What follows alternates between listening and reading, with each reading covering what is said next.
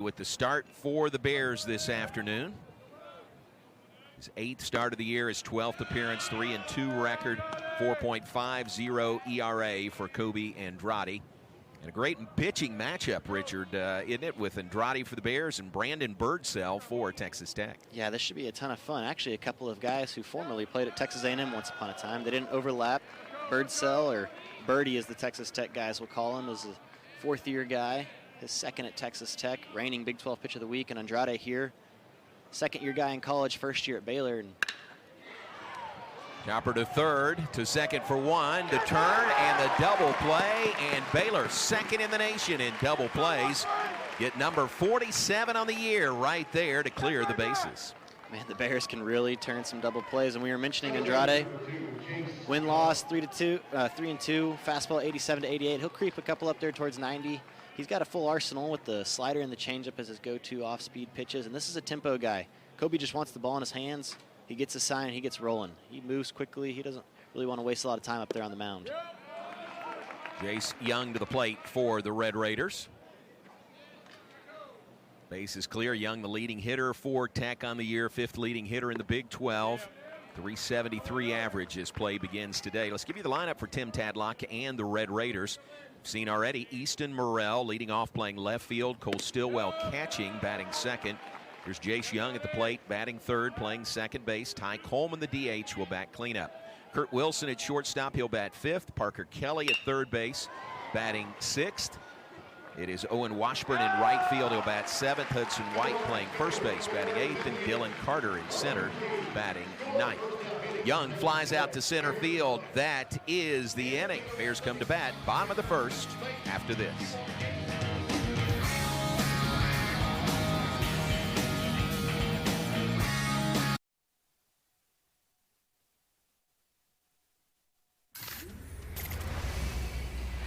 We move to the bottom of the first inning here at Baylor Ballpark. It is Brandon Birdsell on the mound, the reigning Big 12 co-pitcher of the week. Birdsell, the 4th-year junior out of Willis, Texas. Willis High School, transferred to Tech, his 2nd year at Tech out of San Jacinto Community College.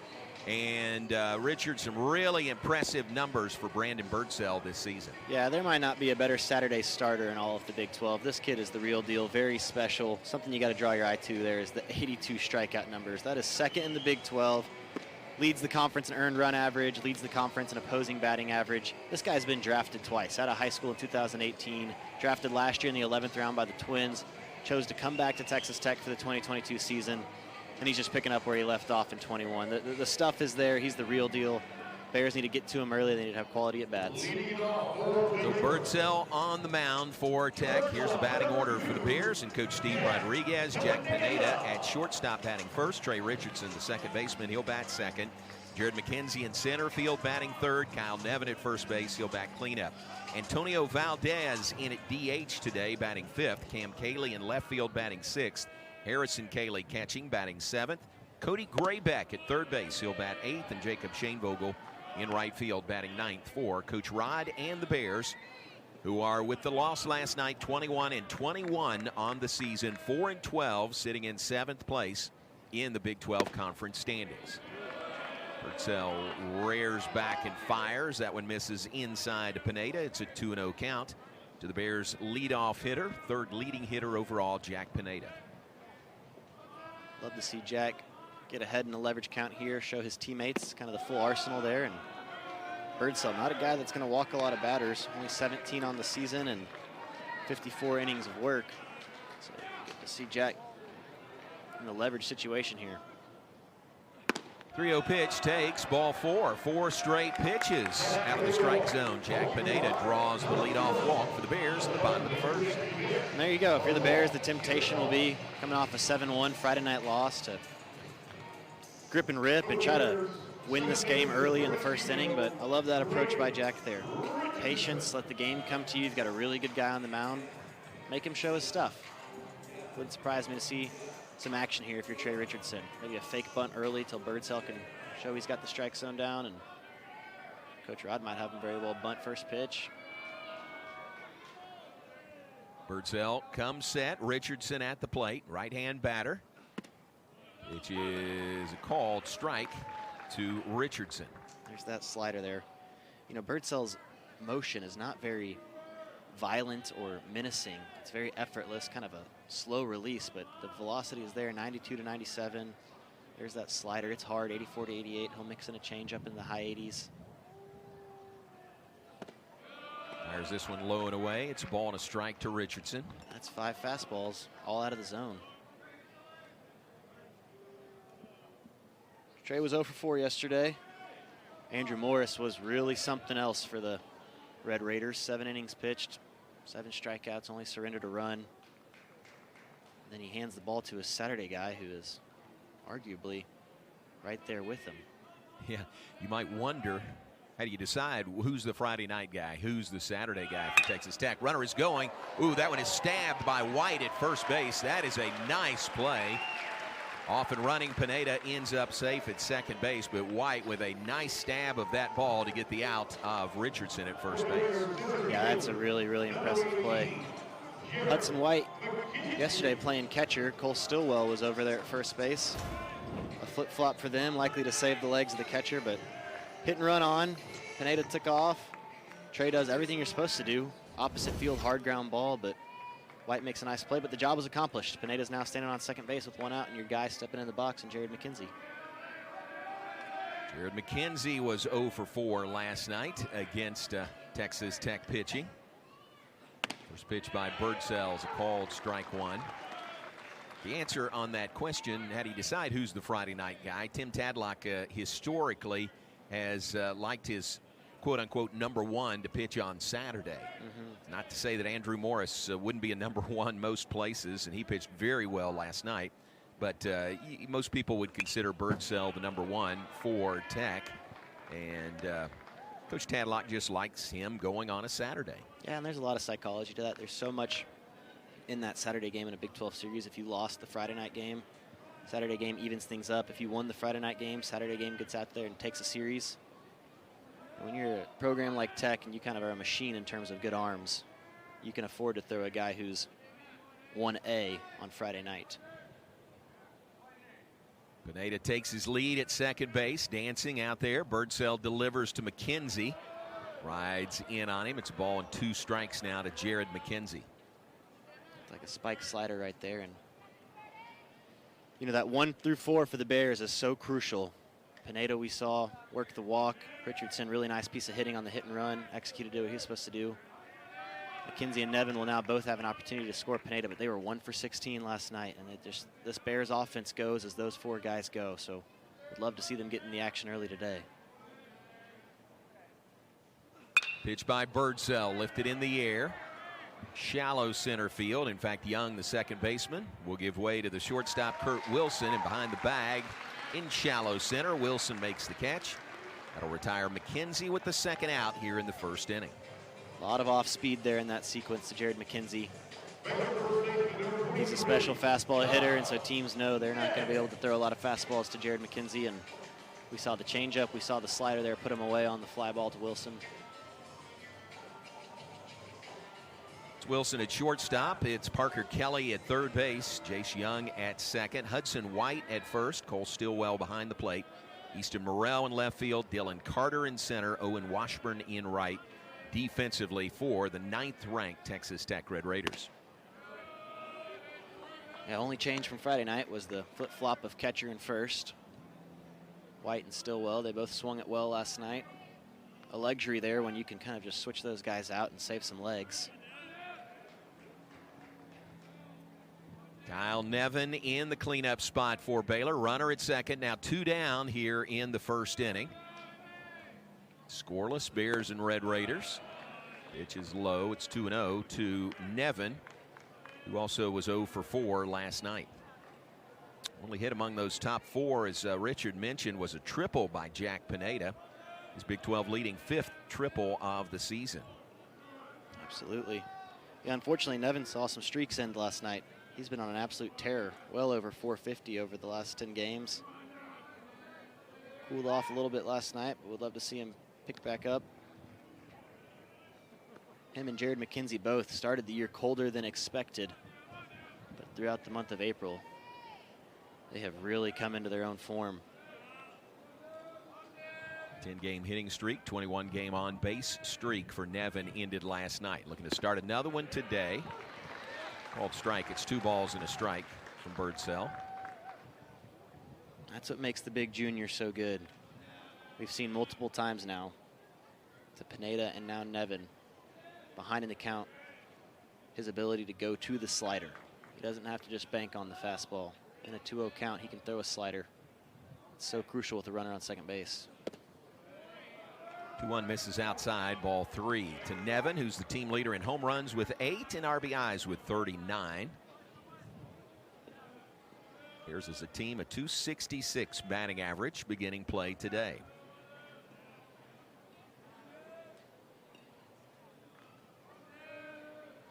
Big pitch right here for Kyle Nevin. The 3-1 from Birdsell.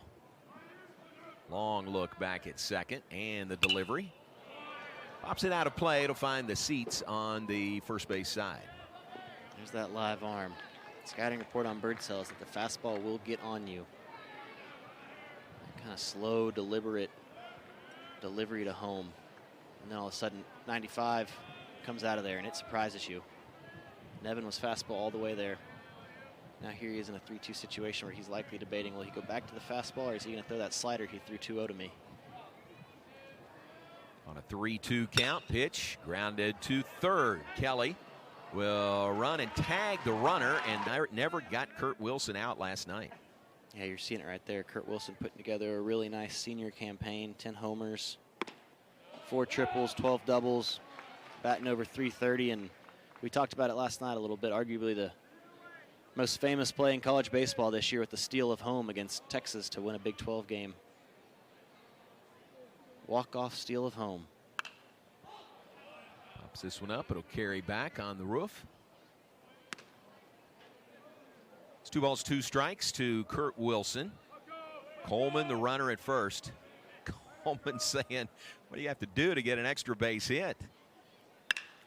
Here's a shot past a diving Pineda into left field. Boy, he was right there. I thought he was going to make an outstanding play, but it just got by him. So back-to-back hits by the Red Raiders to start this second inning. Yeah, it's no secret this team can really hit.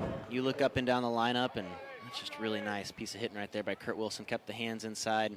He wore out the 6-hole last night as well. He actually got himself a double off a diving Jack Pineda glove. He ripped one into the 6-hole. Pineda dove, laid out. Ball kind of scooted off Pineda's glove into further out into left field, and Kurt was able to get a double out of it. So he's now 4 for 4 on the weekend and just seeing the ball well. Brings Parker Kelly to the plate, third baseman for Tech. That's with 2 on, nobody out, second inning, still scoreless. Bears and Red Raiders, game 2 of this 3-game Big 12 series from Baylor Ballpark. With a good group from the Baylor Big 12 championship team of 2012 in attendance. Tell you more about that as the day progresses. Liner over a leaping Kyle Nevin down the right field line. Here comes Coleman around to score. Being held at third is Kurt Wilson. Pulling in at second with an RBI double is Parker Kelly. And a 1-0 Red Raiders lead here in the second. Man, they can sure score so fast. That's the veteran third baseman there in Parker Kelly. Just using the whole field. Lets the ball get deep there. Drives it over first base for the RBI double, and now you've got second and third, no outs, and Andrade's got his hands full here in the top of the second. Got to minimize damage. This team can score so quickly. It feels like we've been in this top of the second for just 90 seconds. That's 3 well-hit balls. Brings up Owen Washburn, the right fielder for Texas Tech. Had a big 3-run homer last night in the third inning. 2-out, 3-run homer in that third, and Richard, that was a big part of Tech's success last night were those 2-out runs. First 5 runs of the game. Scored with 2 outs. And Washburn's really felt like kind of the nail in the coffin early in that game. It was a 2-0 game. A couple of runners on with 2 outs, and he absolutely blasted one to left field. Really nice piece of hitting by the young freshman. This is a guy they're super high on. I think he hit something like 675 his senior year in high school. Good grief. Just ridiculous numbers. You wonder how a guy from Wisconsin gets down to West Texas, and when you throw up numbers like that, everyone's going to find you. That'll get you noticed no matter where you are, right? No doubt about it. Yeah, they're really high on this kid. If you're Kobe Andrade right now, you've got him in a 1-2 count, and you're really looking for a strikeout. Got to minimize damage. Washburn, true freshman out of Webster, Wisconsin, Webster High School. 2-2 the count on him from Andrade. Hard to do to be a true freshman and start in this league. Game moves so fast. The pitching is so impressive. Usually takes folks a year or two to get acclimated, but this kid has come in and done his part, but Andrade gets him right there. Strikeout Andrade of Washburn, first out here in the second inning. First strikeout by Kobe Andrade today. There's that really nice left-on-left breaker there. Real tight breaking ball there. Started at the front shoulder, and it really didn't have to have too much right to left action on it, kind of more up and down there. And you'll see Andrade use more of a 3-pitch mix, fastball, changeup, kind of slider action on the breaking ball. And you notice right now you got runners on second and third, and he doesn't slow down. His tempo doesn't slow down. He wants the ball, and he goes up there and throws. And I think a lot of that is, Andrade is a two-way guy traditionally. He has 14 at-bats for the Bears this year. At A&M, he was a two-way guy too before coming to Baylor. Just a baseball player. Wants the ball in his hands. Wilson the runner at third, Kelly the runner at second. One down, a run home for Tech here in the second inning. A 1-0 lead for the Red Raiders over Baylor.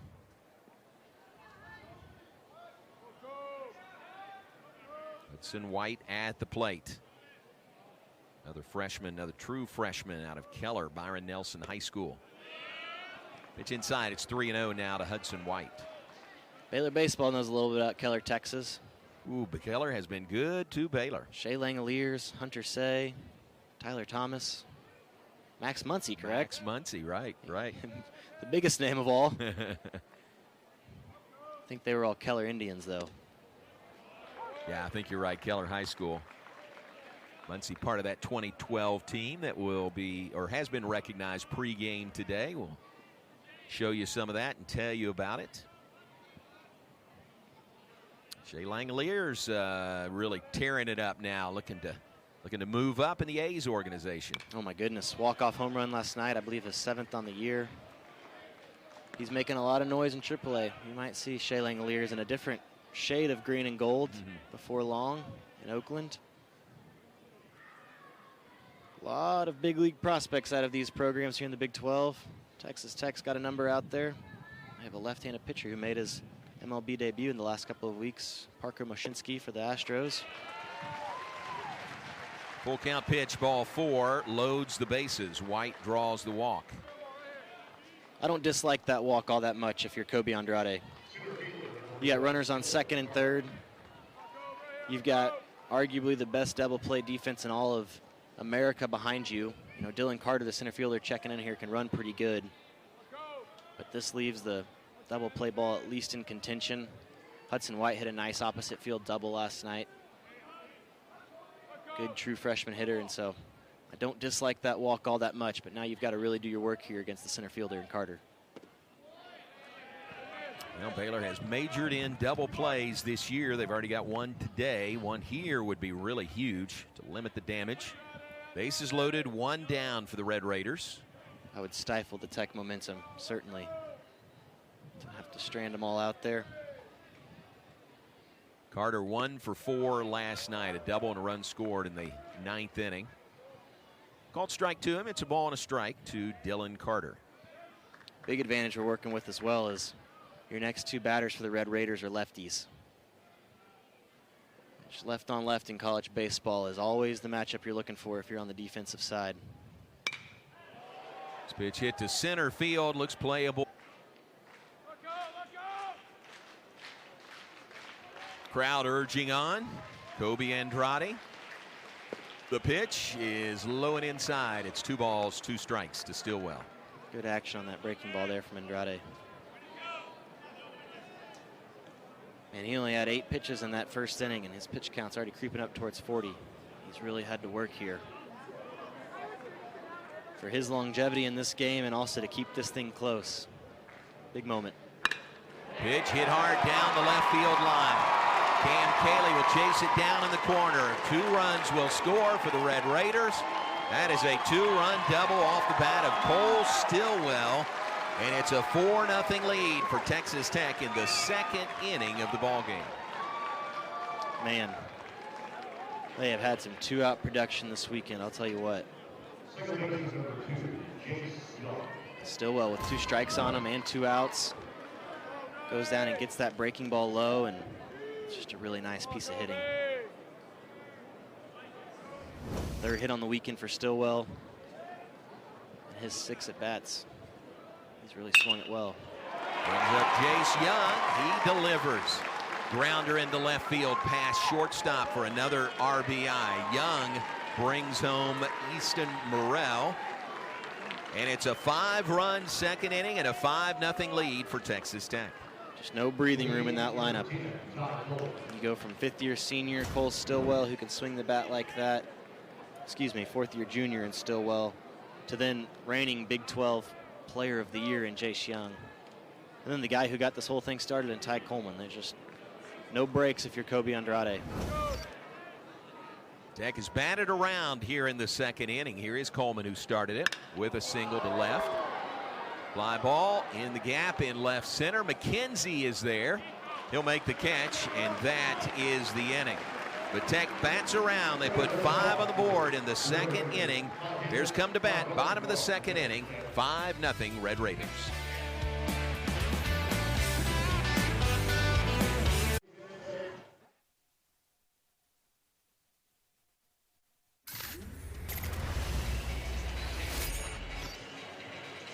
Five 5-0 lead for the Red Raiders as Baylor comes to bat in the 2nd inning. Familiar refrain from last night. It was the 3rd inning last night, Richard, when Tech put 4 on the board and led 5-0 over the Bears at that point. Tim Tadlock and his Red Raiders, 299 team batting average, 2nd best in the Big 12. Lead the league in doubles, in 2nd in home runs, number 1 in RBIs. Tim Tadlock has the team rolling here early with a 5-0 lead. Yeah, the 10th-year skipper really has it going on in Lubbock. He's created pretty much a pathway from Lubbock to Omaha, and you know, it was actually his team was picked to finish 3rd in the Big 12 this year, and that almost feels like an insult to that Texas Tech team. They've just been, you know, customary for them to finish at the top of the Big 12 rankings. Fly ball off the bat of Antonio Valdez in the DH role today. Dylan Carter camps under it, makes the catch. That's the first out here in the 2nd for the Bears. Yeah, Valdez, the switch hitter, hit that one sharply, but in opposition to last night where the wind was blowing out and it was howling, that wind is howling straight in. So Valdez hits that well, but it's just up into the wrong direction of the jet stream, and it just hangs up there for Carter to make the play. Yeah, a little unusual, really, to see the flag flying in, the wind coming in this time of year here at Baylor Ballpark. That's what we've got right now. You're exactly right. On these warm days, you expect that south wind to be blowing north towards Dallas. But we've got the reverse of that today. Cam Cayley at the plate, 1 for 3 last night. One of the 4 hits the Bears had on the board last night. Again, a 7-1 win by Tech. It is a warm day, 87 degrees here in Central Texas.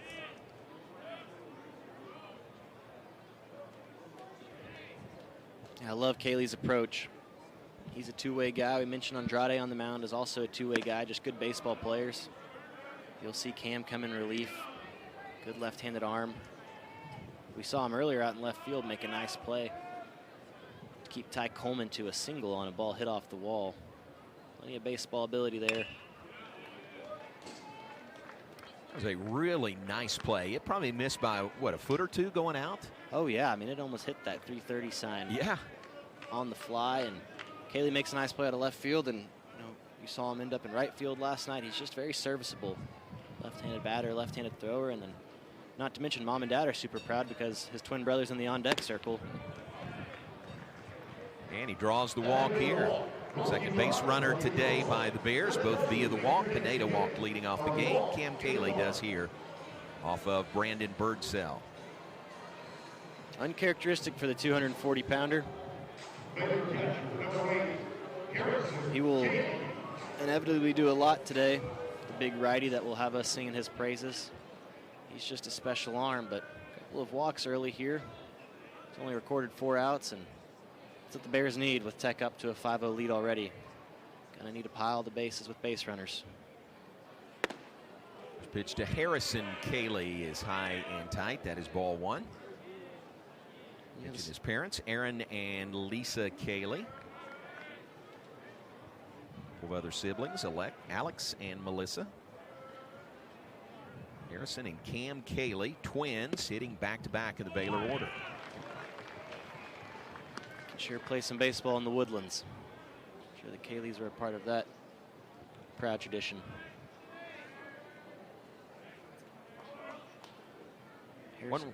Go ahead. 1-1 the count on Cayley. Birdsell comes set. Cam takes his lead off first. Here's the pitch. This one is grounded to short. Wilson to second for 1. The relay. And the scoop at first base by Hudson White for the double play. That was an outstanding defensive play by White to get the Red Raiders out of the inning. Bears get a walk to Cam Cayley. He's raced on the double play through 2 complete at Baylor Ballpark. It's 5-0 Texas Tech.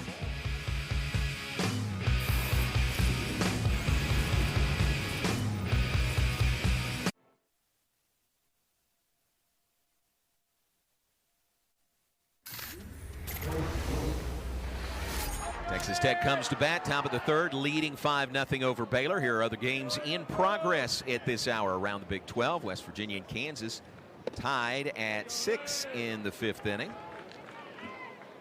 TCU lost to Florida State last night. They're playing this evening. Oklahoma big over Kansas State. 19-1, Richard, in the 3rd inning. Well, football numbers there. Yeah. And Oklahoma put up some serious runs last night to win the Friday night game. 14-2 last night. Look at that one more time. How about Oklahoma State and Texas? Top 10 series going on in Austin.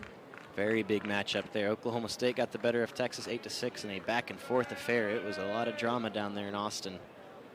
And that put Oklahoma State at 11-5, which now has them at the top of the Big 12 standings.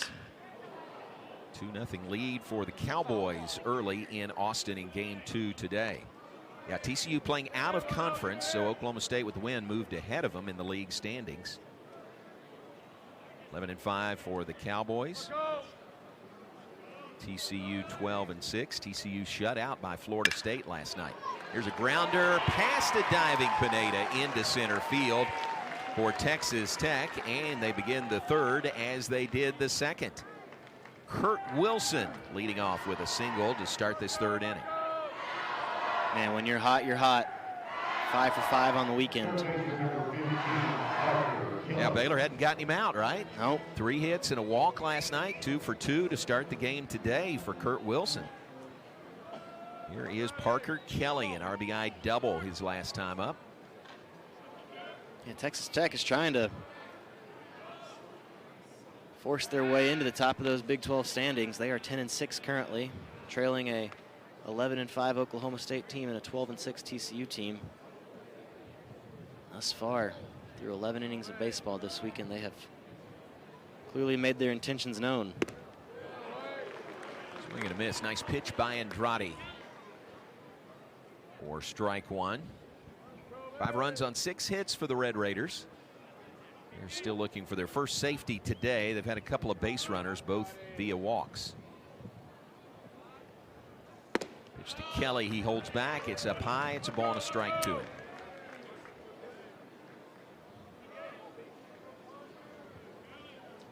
You know, Parker Kelly does have unusually high strikeout numbers, 49 on the year. But right now, you're looking for a double play ball if you're Kobe Andrade. Get out of the top of the zone there. Start working ankles to knees. Needs to keep that pitch count down. We'd love to see Andrade get himself into the 5th, 6th inning and keep the Red Raiders here at 5.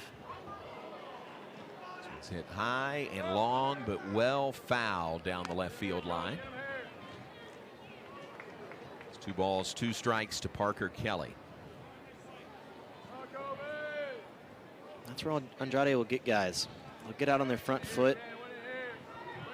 Try to do too much. He doesn't throw overwhelmingly hard. You know, oftentimes in the Big 12, you'll see a Saturday guy roll out there like Birdsell for the Red Raiders, throwing in the mid-90s. Andrade is more of a high pitchability guy.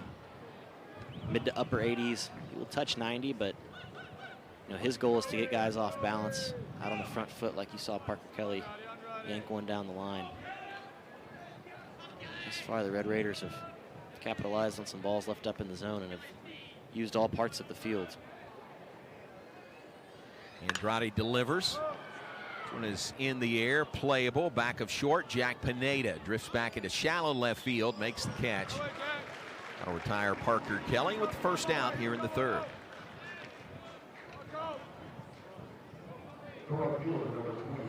Pineda, a little range there into shallow left field. Brings up Owen Washburn, struck out his first time up today. Texas Tech with their 30th win of the season last night. Now 30-15 on the year. As Richard said, 10-6, sitting in 3rd place in the Big 12 standings. Yeah, that was a big win for Texas Tech last night, because if you think about it, coming into the game, they had lost 7 of their last 9. And not to mention the record lopsided at home versus away. They've been very good at Dan Law Field there in Lubbock. I think it was big for Tim Tadlock's club to go on the road in a Big 12 conference game and grab one on a Friday night. Washburn even 300 average, sends this one in the air. It is foul to find the bleacher seats, actually just short of the bleacher seats down the left field line. A warm day, a lot of sunshine, and a really nice crowd here at Baylor Ballpark. Indeed. Great Saturday crowd. Nowhere better to be than the ballpark today. Gold out at the ballpark. Free Baylor baseball gold caps were given away. Stuffed beavers, feed the beaver. Tribute to that 2012 Baylor team were given away. Man, those went fast. They went really They sure did. fast. A special year. We'll get to hear more about it here in a little bit with then head coach Steve Smith, actually the gentleman that recruited me to Baylor that I came to play under. I got 1 year of Coach Smith. Then went on to Auburn and Tennessee Tech, and now I believe the pitching game coordinator for the Detroit Tigers. A legend in the college baseball ranks. Will be fun to visit with him and that 2012 team, man. There's a lot of names on the wall here at Baylor Ballpark, and many of them belong to those guys that were on that team. Good number of those guys back today. That is fun to have them here. Them and their families. That's what's fun. 10 years later, you know, you see these guys. And we had Josh Ludy on with us last night. He was telling us about his wife and 2 kids. There's a swinging strike 3 by Washburn. Strikeout by Kobe Andrade. He struck out Washburn 2 times in 2 plate appearances. Yeah, there's that left-on-left breaker. That thing had some serious depth to it. And you know, Washburn hit the big 3-run blast last night, showed his potential, and all year long he showed his ability as a true freshman. But left-on-left breakers now have kind of been a bit of an Achilles heel for him today. Brings up Hudson White, caught last night, playing first base today. Walked and scored his first time up today. Part of that 5-run second inning by the Red Raiders. Hitting in the 8-hole, 267 average on the year. Andrade delivers. Catches the outer part of the plate, called strike 1.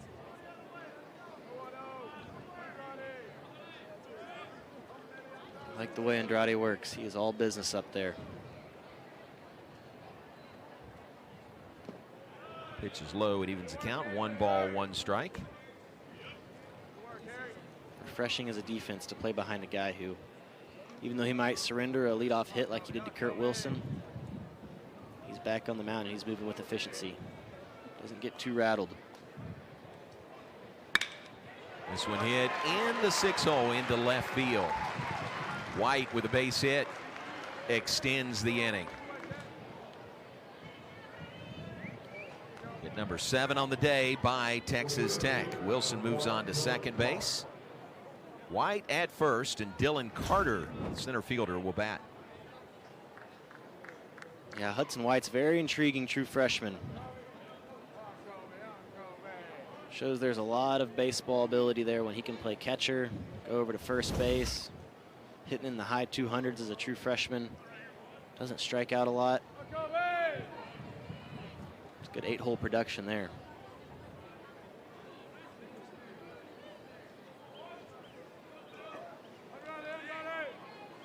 So here is Dylan Carter, had the sacrifice fly his first time up today.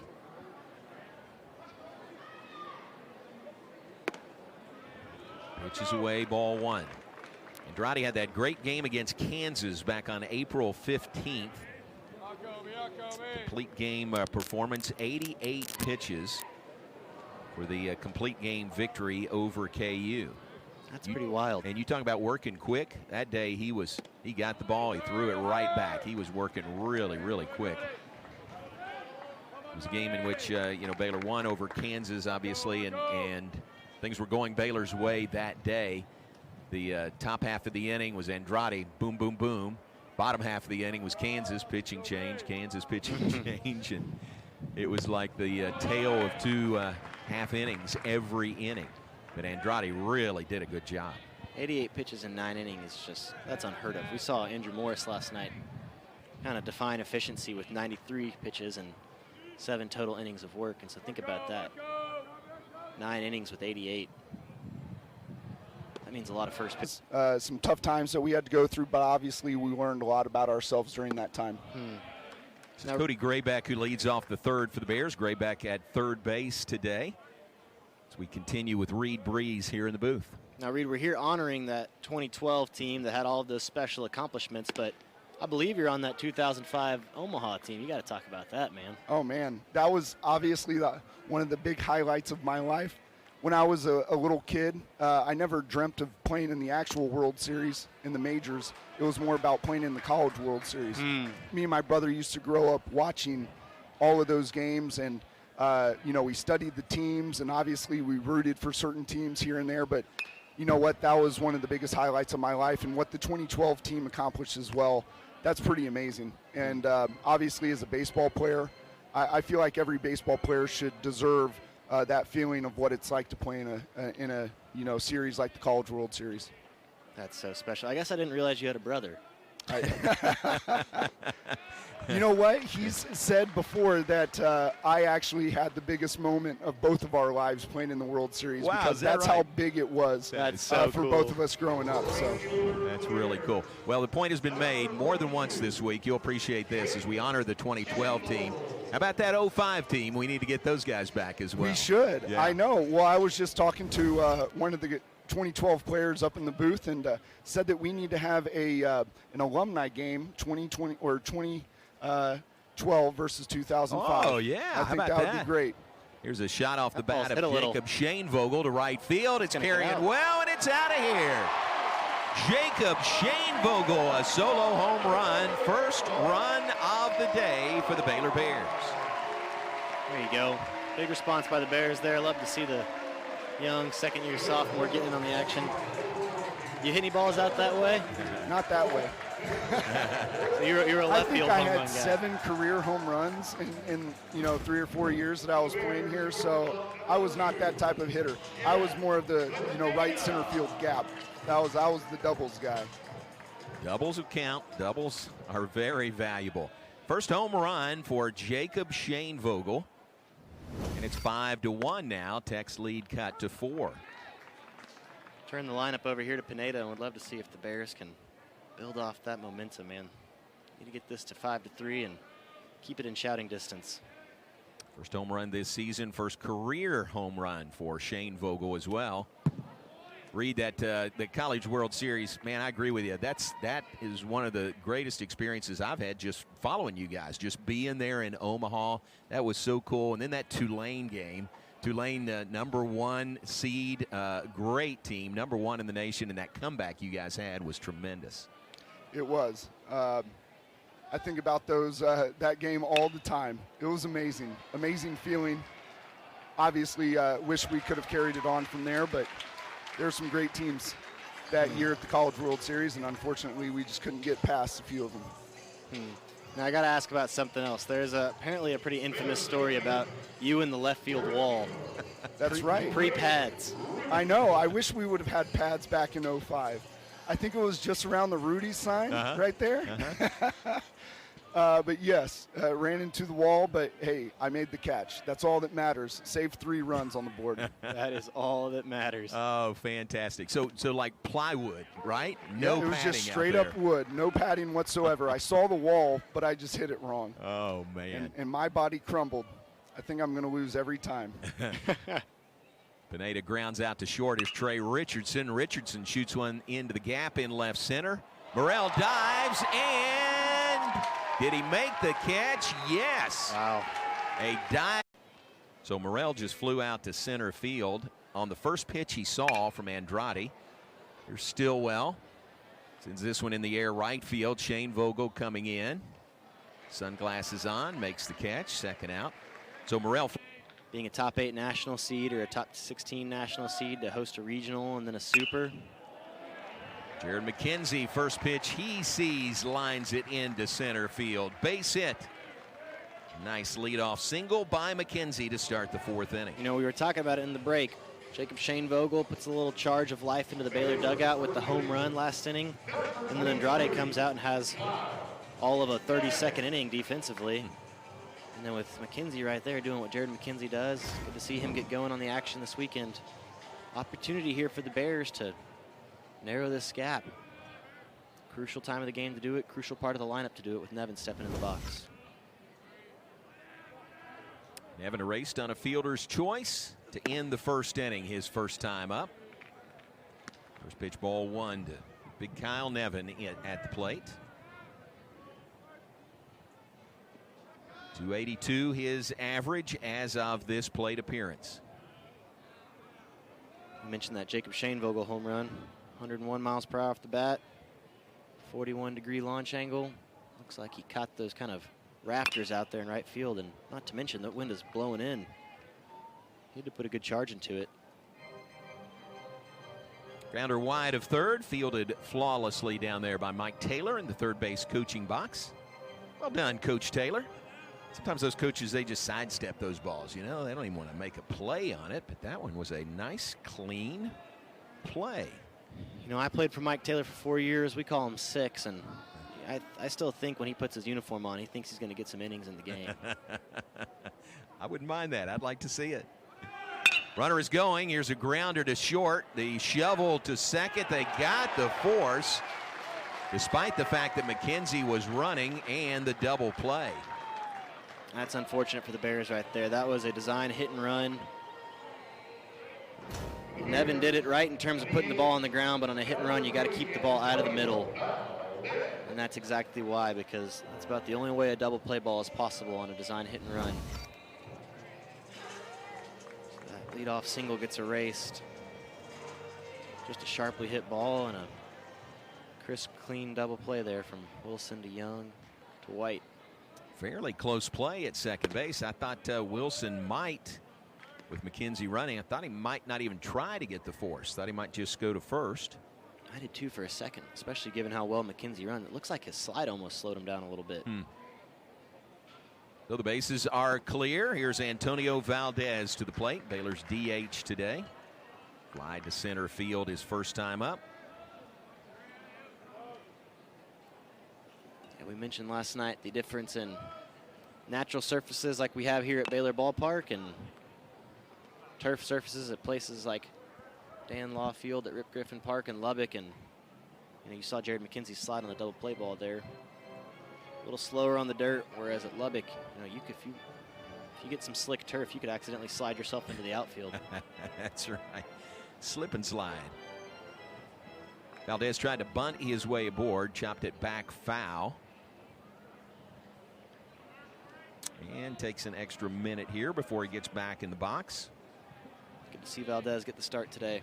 Coach Rodriguez has been working a lot with him. Antonio hit the ball well last year as a pretty good mainstay in the lineup as a designated hitter. Hasn't had the year he's hoped for, but it's all there in terms of just a pure hitter. He's a switch hitter, so you'll see him on the left-hand side of the box against Birdsell, and if Tech does indeed go to a lefty, Valdez gives you the luxury if he could step over to the right side and swing as well. You saw the true freshman Kason Newman in the DH spot last night, hit the ball well, kind of one of the few bright spots in the Baylor lineup.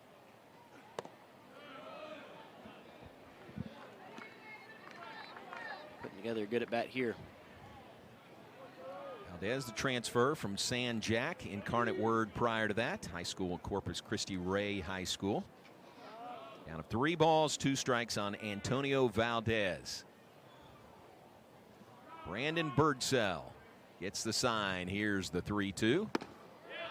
That is ball 4.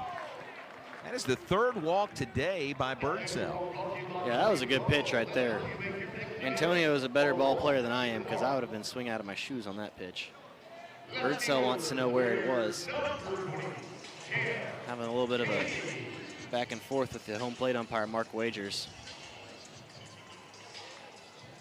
Still asking. Yeah, Birdsell thought he had him, didn't he? He did. It was a really good inside pitch. I thought it felt a little inside just based off where Antonio's standing. I needed to see it again. But 2 out walks, man. The pitcher's worst enemy. See if the Bears can use it. Pitch number 50 on the day. That one was by Birdsell. Here comes Cam Cayley to the plate. He walked his first time up, erased on a double play. Really good change up there by Birdsell. Temptation is, as a batter, to step in the box after a guy walks somebody and to think, you know, I'm guaranteed a fastball right here. He doesn't want to fall behind to me. You get over eager, and then he throws a beautiful changeup. Grounder backhanded by Young. The toss to Wilson. And let the defense play. You got the wind blowing in a little bit, so there's not a ton of threat with the long ball. Of course, I say that, and something's, yeah, okay, I'm just making sure. But, you know, the big thing is, like, you know, force your defense to play. You know, we've been bitten by the walk bug every now and then, and you start walking too many, and all of a sudden one guy gets a hit, and they'll score 2 or 3 runs off of one hit. And so we just have to eliminate that, and you know, if they're going to earn something, then go ahead and make them earn it. Really efficient by Andrade. Coach, we'll let you go. Thank you. All right, thank you, guys. Appreciate it. Coach Steve Rodriguez with us, and in that short span of time, 2 outs here in the 5th inning. First pitch, ground out to short by Ty Coleman. Then Kurt Wilson flies out to left field. It reminds me of that game we were talking about, the Kansas game, 88 pitches, complete game by Andrade. 10 first pitch outs in that game. That's 10 of them. That's borderline historic. You only record 27 outs in a baseball game, and a lot of first pitch activity that Coach Rod just talked about. He pounds the zone, and Tim Tadlock right now, as you're seeing exactly what we're speaking to, that first pitch action. And he says, you know what, Parker Kelly, let's just talk for a second. Let's give our guy who's putting together a good game on the mound and Brandon Birdsell a breather. And everyone in the stadium knows, hey, I'm out here just to slow things down and just give us a 30-second breather, because Andrade is going to throw strikes again. Bet you told him to take on the first pitch, don't you think? Wouldn't surprise me. It's pretty much a universal truth when you get out on the first pitch of an inning. Next guy up is expected to take. Sometimes someone will surprise you, and, you know, we talked to Josh Ludy last night. He was given the green light to swing 3-0, but that's kind of one of those other universal truths of you take 3-0 and get to that 3-1 count, and another one is guys make 2 quick outs. You just put the bat on your shoulder there for a second until the pitcher throws a strike and kind of push pause in the game. 2-0 out of play, beyond the bleachers down the first base line. Parker Kelly at the plate. He's 1 for 2. RBI double and a run scored in that second. All the runs for the Red Raiders in that 5-run second inning. Baylor answered with a run in the bottom of the 3rd. It's where we stand, 5-1. Tech up on Baylor.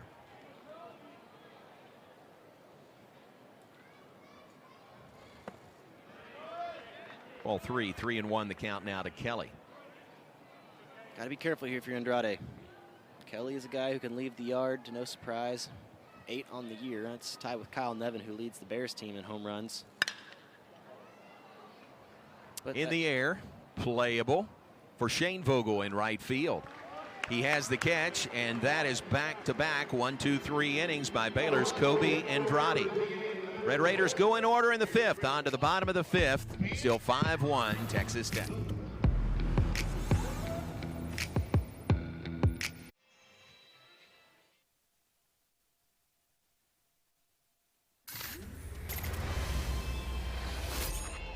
Back with us and joined by Texas Tech head coach Tim Tadlock. And, Coach, we appreciate your time this afternoon. About that 1-2 punch you roll out there with Andrew Morris last night and Brandon Birdsell today.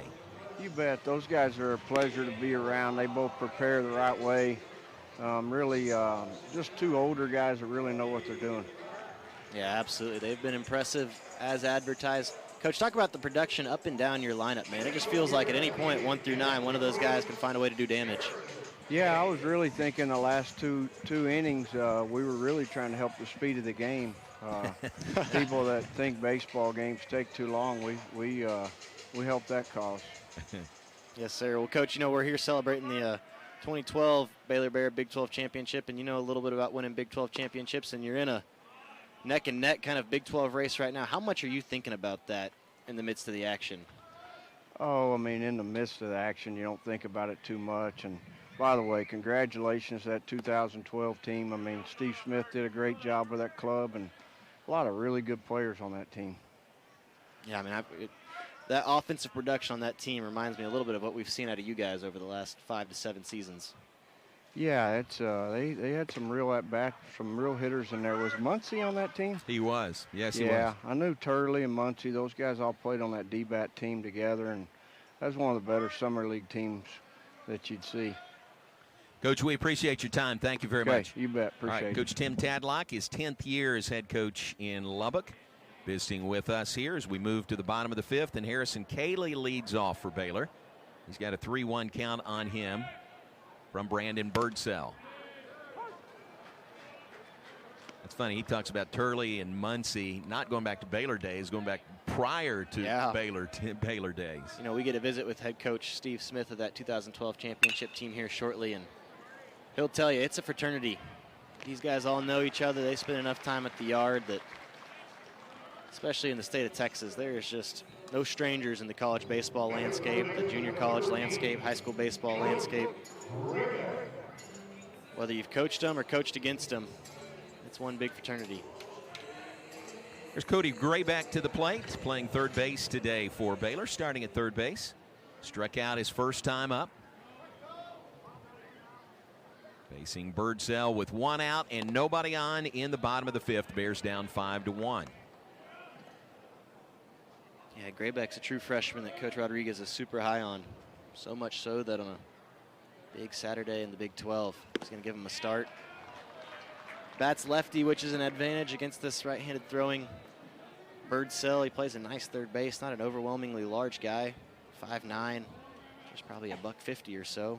But he's from Midland, so probably knows a thing or two about Texas Tech being out from West Texas.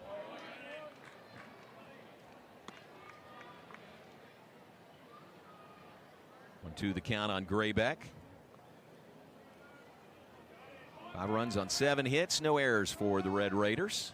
1 run on 2 hits for the Bears. The 1 run, a solo home run by Jacob Schoenvogel. That is a called third strike. Just bit the outer part of the plate as Grayback goes down looking. Speaking of Jacob Schoenvogel, as he comes up, here's that home run to right, his last time up. First career home run for Jacob Schoenvogel. Put the Bears on the board. Yeah, that was a really nice swing by Schoenvogel. He'll never forget that one. First career home run. I know I certainly don't forget mine. It's a special moment there for the young man in the green and gold. See if he can keep it rolling. Schoenvogel takes first pitch, ball 1. Not to mention it comes against arguably one of the top arms in the Big 12. Now Birdsell coming in today, 54 innings, had given up only 3 home runs. Opponents hitting just 191 off of him. That's the best of any pitcher in the Big 12. Just the 4th time this season that Birdsell has been taken out of the yard. 1-1 is inside, ball 2. Yeah, and that just shows you the depth of talent in a conference like the Big 12 with teams like Baylor and Texas Tech. Schoenvogel's a guy who's probably getting an opportunity because a Chase Wesner goes down, so a Kyle Nevin comes in from right field to man first base. And how about that? You could bring a guy off the bench and He hit a home run off one of the Big 12 leaders in all types of categories. Got a 3-1 count on him here. This one's hit hard into right field. Shane Vogel is 2 for 2 on the day. There's 3 hits total, two of the 3 by Shane Vogel. That's encouraging if you're head coach Steve Rodriguez, for a number of reasons. You can get a 9-hole guy doing that when you turn the lineup back over to your key top 4 hitters.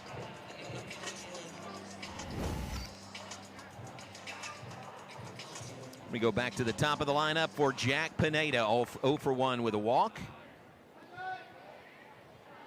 Pineda at 287, third leading hitter on the team as of this at bat. Left-hand bat facing the righty Birdsell. The first pitch is ball 1. Pineda absolutely crushed a triple off the batter's eye last night. Big 12 leader in triples with 5 and 1 off the national lead. That's impressive. The national leader has 6 triples. Runner is going. Here's the pitch. The throw is off the mark as Shane Vogel has stolen second base. How about that? Shane Vogel flexing all types of tools. We've seen the glove out and right. We saw a nice throw on a sacrifice fly by Dylan Carter. Ultimately didn't get the runner at home. And there he goes on the steal. Just a pure steal there. First steal, first attempt this season by Shane Vogel is successful. This makes this bat even bigger. Excuse me, John. That runner out there on second. If you're the Bears, you can bring it home. 5-2 feels a whole lot different than 5-1. Bears trying to chip away at that lead. At one point was 5-0. 1-1 pitch. Outside ball 2 to Pineda. Looks like Birdsell crosses catcher up there, and Cole Stillwell. We're going to go have a talk about it. Got a runner on second base now, so you introduce the system of signs. No more just a flashing a 1 down or a 2 down, and they're having a little conversation about, hey man, remember it's outs +1, or it's, you know, strikes +2, whatever it is.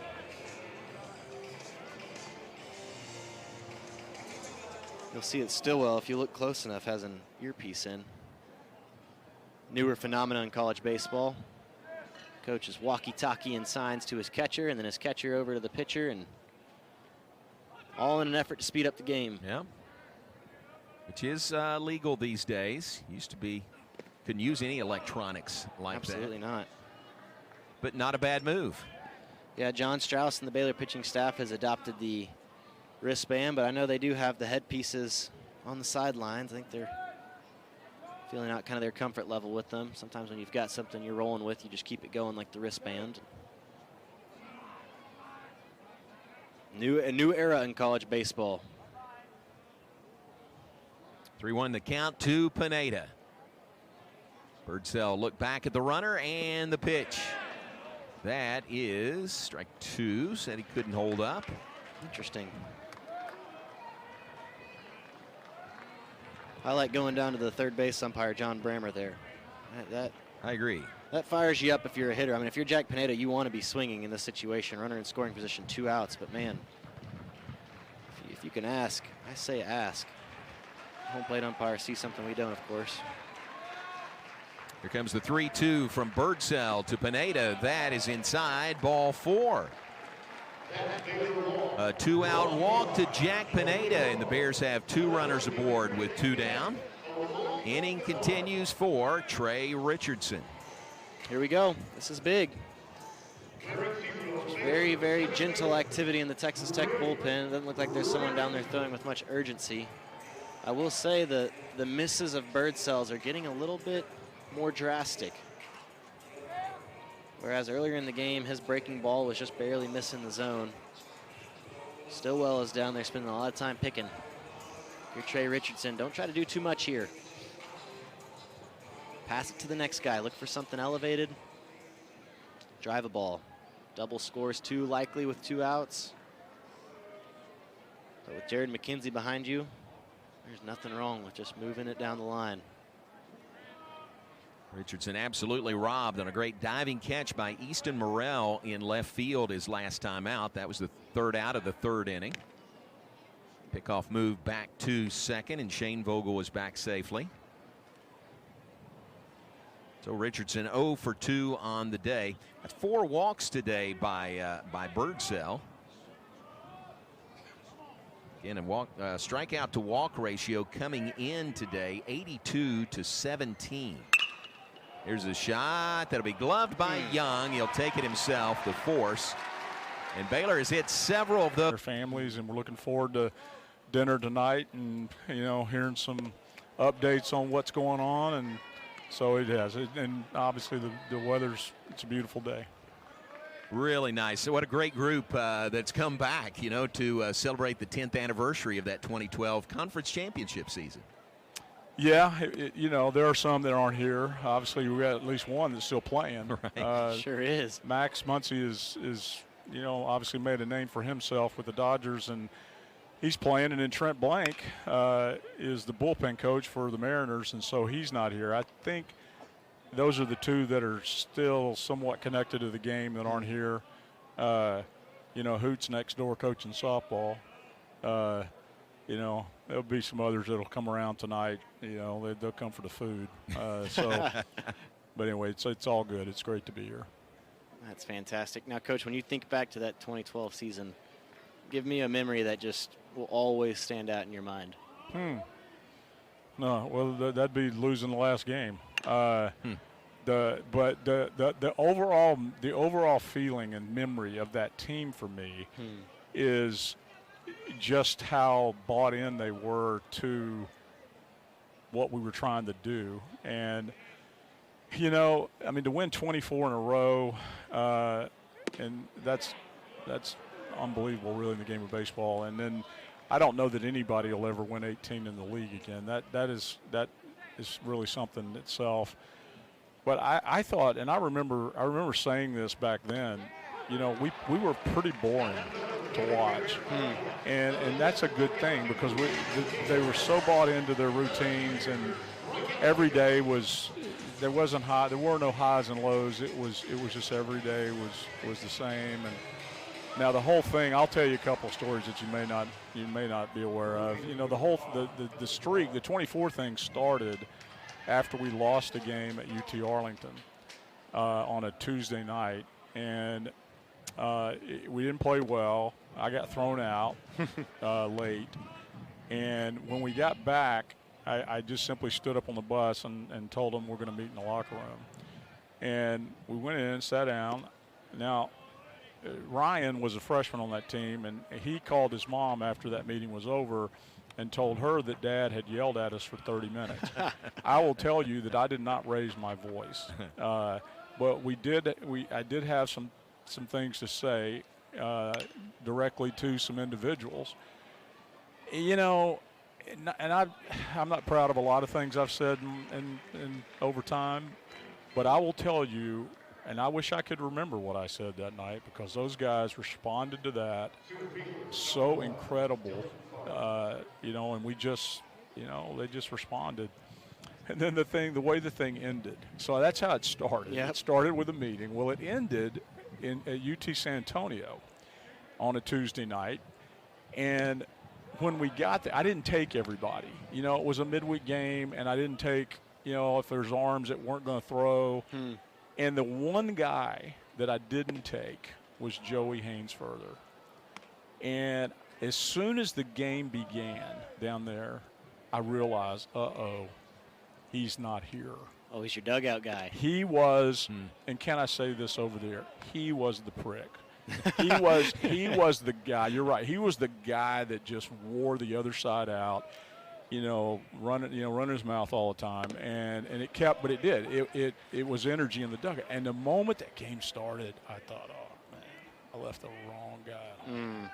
And so we wound up losing that game. Maybe nobody even had that thought, but I did. The moment the game started, I thought I left the wrong dude at home, but it was all for a good cause. I wanted Joey to get his degree, which he did, and Joey's doing fine now.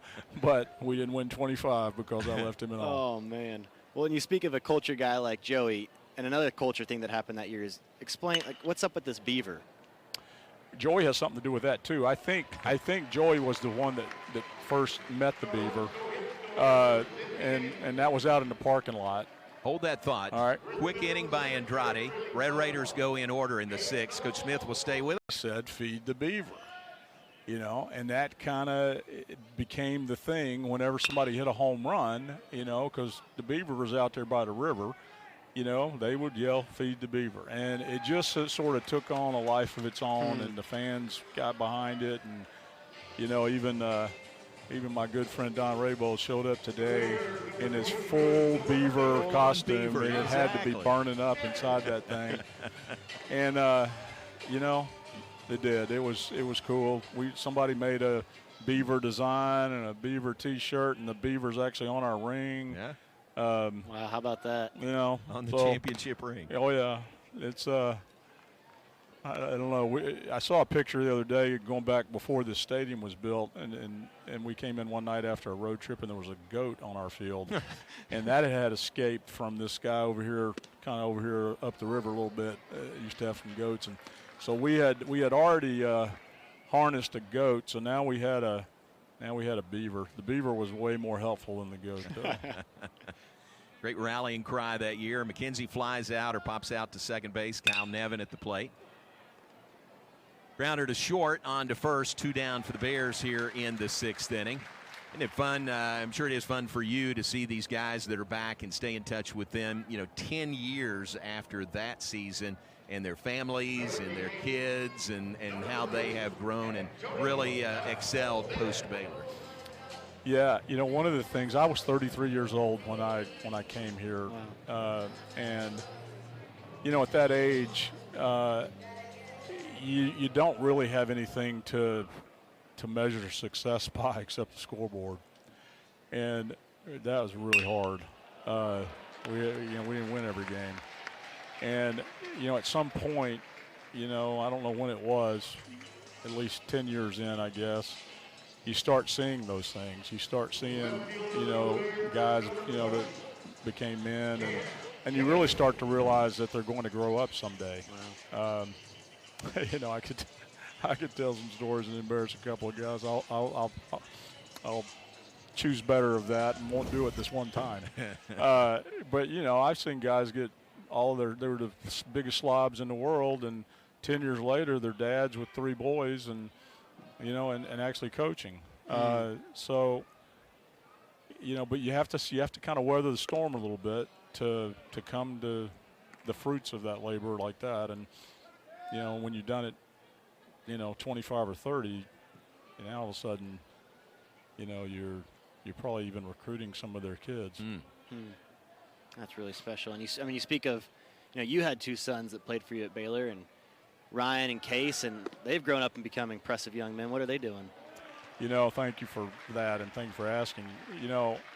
Ryan, when we left here in 15, was right in the middle of rehab in Tommy John, and he had his degree already from Baylor, so he was a bit of a free agent. He wound up going to Louisville. The rehab, went south, so it wound up costing him another year. But it's really, really interesting. The Lord opened the door for him at Angelo State, and he went there for 1 spring and pitched really well. But more than that, he walked into the football office. Thing in a college baseball program are the players, and therefore it's the recruiting. You're the ability to attract players and get acquire players is number one. Secondly, is being able to lead them, especially in the world of a portal. You have to dominate those 2 things. You have to get really good players, and then you have to really manage them and provide them a great experience and lead them. And if you do those 2 things, then whatever technical, whatever you are as a technician, you can actually do something with. And that's a change. I really believe that is something I have seen, in my time in the game. I think early on, the technical, ability of a coach was really valued high. I don't think that's true anymore. Right now, let's just go get good players. Wow.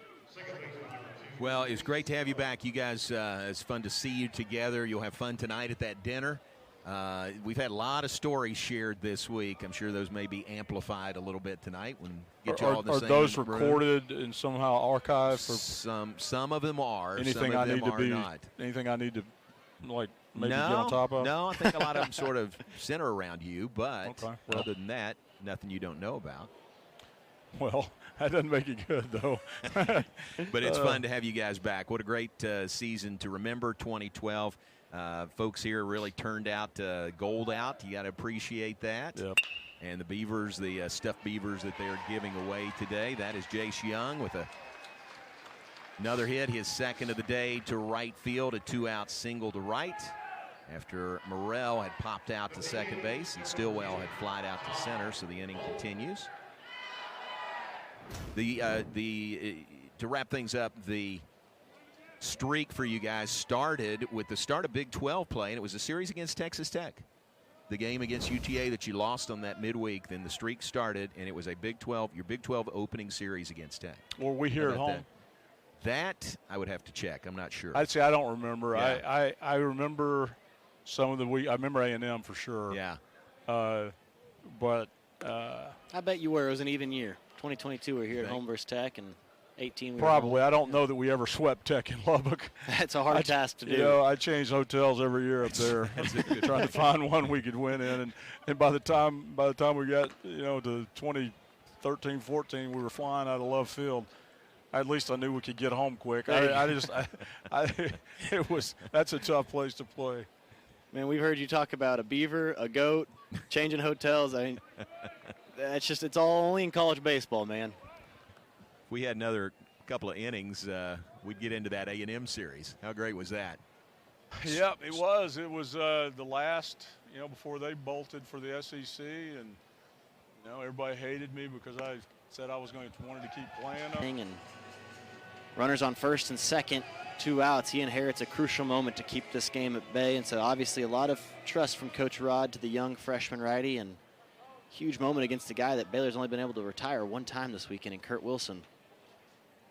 That was his last time up when he flied to left field. Prior to that, 5 for 5 against Baylor pitching. Sends this one deep to left field. I'm saying way deep and out of the park. First pitch delivered by Henry Cohn is parked over the left center field wall. A 3-run homer off the bat of Kurt Wilson. And the Red Raiders up their lead to 8-1 on Baylor. Oh man, that ball was absolutely demolished. It's only Saturday, but Kurt Wilson is making a campaign for Big 12 Player of the Week. Multiple doubles, a home run. Let me tell you, he didn't waste any time. That was the first pitch of Cohn's outing. He gets something elevated, and he got all of it. That was end of the soccer field there. Betty Lou Mays. Wow, that was a shot. 3-run homer by Kurt Wilson. It's 8-1. Again, more 2-out runs for the Red Raiders. Parker Kelly, first pitch he sees, flies out to Shane Vogel in right field, and that is the inning. So 3 2-out runs for the Red Raiders in the 7th. Stretch time at Baylor Ballpark, now 8-1 Texas Tech.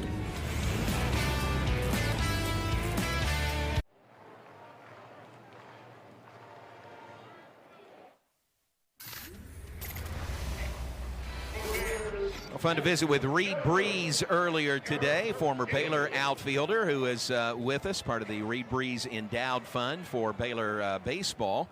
Members of the Breeze family in the VIP suite today. His brother is there. That is Drew Breeze. You know, most places you go, I'm guessing Drew is the headliner, but you come back to Baylor Ballpark, Reed Breeze is going to be the headliner. He sure is. Put together a great career in the outfield for the Bears, and as you mentioned it, now paying it forward. Lives up in Denver, Colorado with his beautiful family, and made a very generous contribution to the Baylor Baseball Excellence Fund to kind of see Baylor baseball into more success down the road. Great to have Amy and Chip here as well from the Breeze family, and always welcome here. Great Baylor folks. Harrison Cayley leads off the 7th inning for the Bears, now down 8-1 following that 3-run top of the 7th. 3-run homer off the bat of Kurt Wilson up the lead. it's been a little uniform adjustment here. Sure do. A couple of crooked numbers for Tech. There's been a lot of zeros. Andrade has worked incredibly efficiently, but it's just that 5 spot in the second inning for the Red Raiders, and then Andrade comes out, and then not but 20 seconds later, a 3 spot is thrown up on the board at the home run of Kurt Wilson. And you mentioned Stillwell's getting a little shield change there, or adjustment. We've had some fun up here in the booth. How about Coach Smith, Reed Breeze, last night, Josh Ludy. It's been some awesome guests, Baylor baseball legends. Nice to have visitors come by. That last inning for Tech ended a streak in which Andrade had retired 12 straight Red Raiders. 12 straight, 2 outs in the 7th before the Young single, the walk to Coleman, then the 3-run homer by Wilson. Here is a single to center by Harrison Cayley, leading off the 7th inning. Yeah, nice swing there by Harrison. Like to see the Bears respond and put the leadoff runner on after a tough punch in the mouth. Tech expands the lead to 8-1, but there's still 9 outs left for the Bears to do damage here. It's so crucial that the leadoff runner gets aboard. Brandon Birdsell still on the hill for Texas Tech. This is Cody Gray back at the plate. 0 for 2 today, couple of strikeouts. Birdsell just 1 complete game on the season. Fouled. Oh, man, into the Baylor dugout. And that floored somebody. Trey Richardson over there. Coach Rodriguez is chuckling. Wow. He says, I've been around long enough. I didn't even flinch. Man, Trey Richardson hit the deck. I think he's okay. I don't know if the ball hit him or if he was just getting out of the way. I think it got one of those pads. Wow. Thing was on a line. Right through that opening closest to home plate. It's a 1-2 count now on Cody Graybeck. We'll have to get that frame by frame and see if Coach Rod actually didn't see it and just froze, or if he really is that cool, calm, and collected. There's a called strike 3. Graybeck goes down looking. The young freshman got the start at third today, and Birdsell's had his number a little bit with the 3rd strikeout there, and there's not a lot you can do with that when a guy dots the outside corner. Birdsell is still bringing it. And we said he's up to 97, and here in the bottom of the 7th, he's probably still in the low to mid 90s. Yeah, we don't have benefit of a jugs gun here, but boy, you can tell he is bringing it.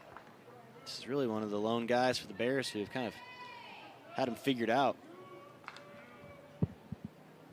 Shane Vogel is actually 2 for 2 on the day. Home run in the 3rd, a solo shot, his first career home run, and a single in the 5th.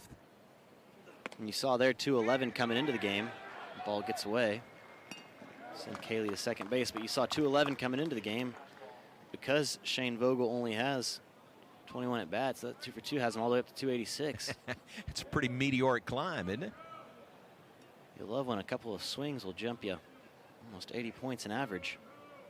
Now he gets a chance here to have an RBI situation as Cayley advances to second base.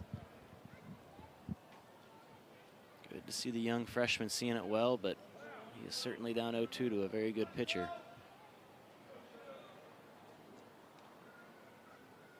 Pass ball advances Cayley to second, and it's an 0-2 count on Shane Vogel.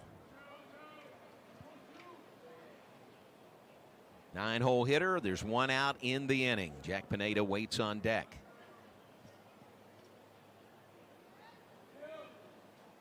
Birdsell comes set and delivers. It's grounded foul wide of first. Ben Brazil olays that one, lets it go by, foul. Ben Brazil, the volunteer assistant in the first base coaching box. Should be a good battle right here.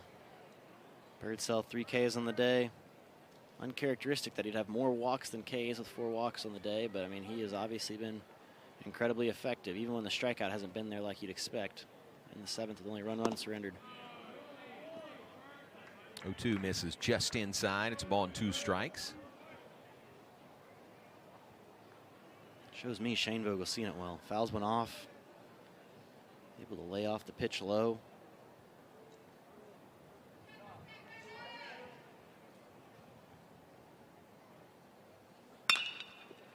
Pitch grounded right side. Jace Young on to White at first base. That'll retire Shane Vogel as Harrison Cayley moves on to third. The Bears have a runner at third, but they're 2 down in the 7th inning. See if the Bears can capture some of that 2-out magic that Tech has had on display all weekend, with Jack Pineda coming to the plate. Boy, they sure have. Really elite baseball teams find ways to score with 2 outs.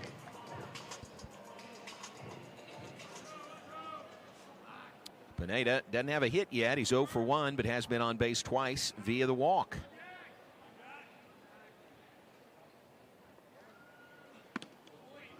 Left-hand batting Pineda facing the righty Birdsell. First pitch is ball 1.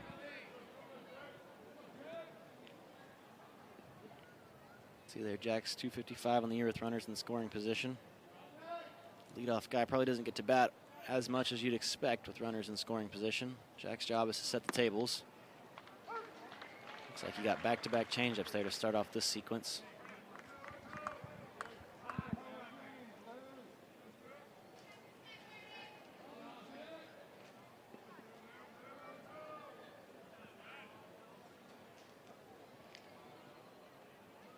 One the count on Pineda. Harrison Cayley takes his lead off third. Pitch inside. Nice stab there by Cole Stillwell, the catcher. That hit him? It looks like it got the Evo shield there. Pineda must have hit him. Kind of an Easton Morel style hit by pitch. Just barely nicked him. So Pineda reaches base for the 3rd time in 4 plate appearances. 2 walks and now hit by the pitch. It's a pretty frequent sequence there in college baseball, and if you can throw it well like Birdsell can, it's very effective. Right on left to go change up, and then you've kind of slowed the batter's eye down a little bit, and then you speed him up with an inside fastball, and it just crept too far in there and gets Jack. But just one swing of the bat right here cuts the lead to 8-4 if you can, if you're Trey. Here is Trey Richardson. First pitch swinging, strike 1. 0 for 3 today is Richardson. That swing he had in the 5th inning, though, was really sharply hit. And as Coach Rod was saying in the interview earlier in the game, that just kind of characterized a lot of this weekend for the Bears. They haven't swung it terribly, a lot of barrels, but Tech has played great defense, and they've just kind of been in opportune spots, specifically in the middle infield. Swing and a miss by Richardson. It's no balls, 2 strikes. That's just gas there for the 100 pitch of the game for the reigning Big 12 pitcher of the week.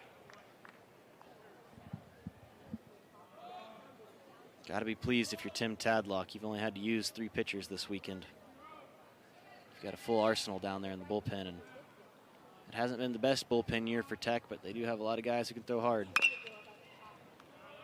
Rounder foul.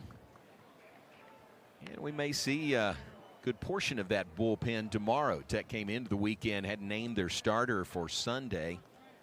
I think it's just get through the first 2 and then see where you are and go from there.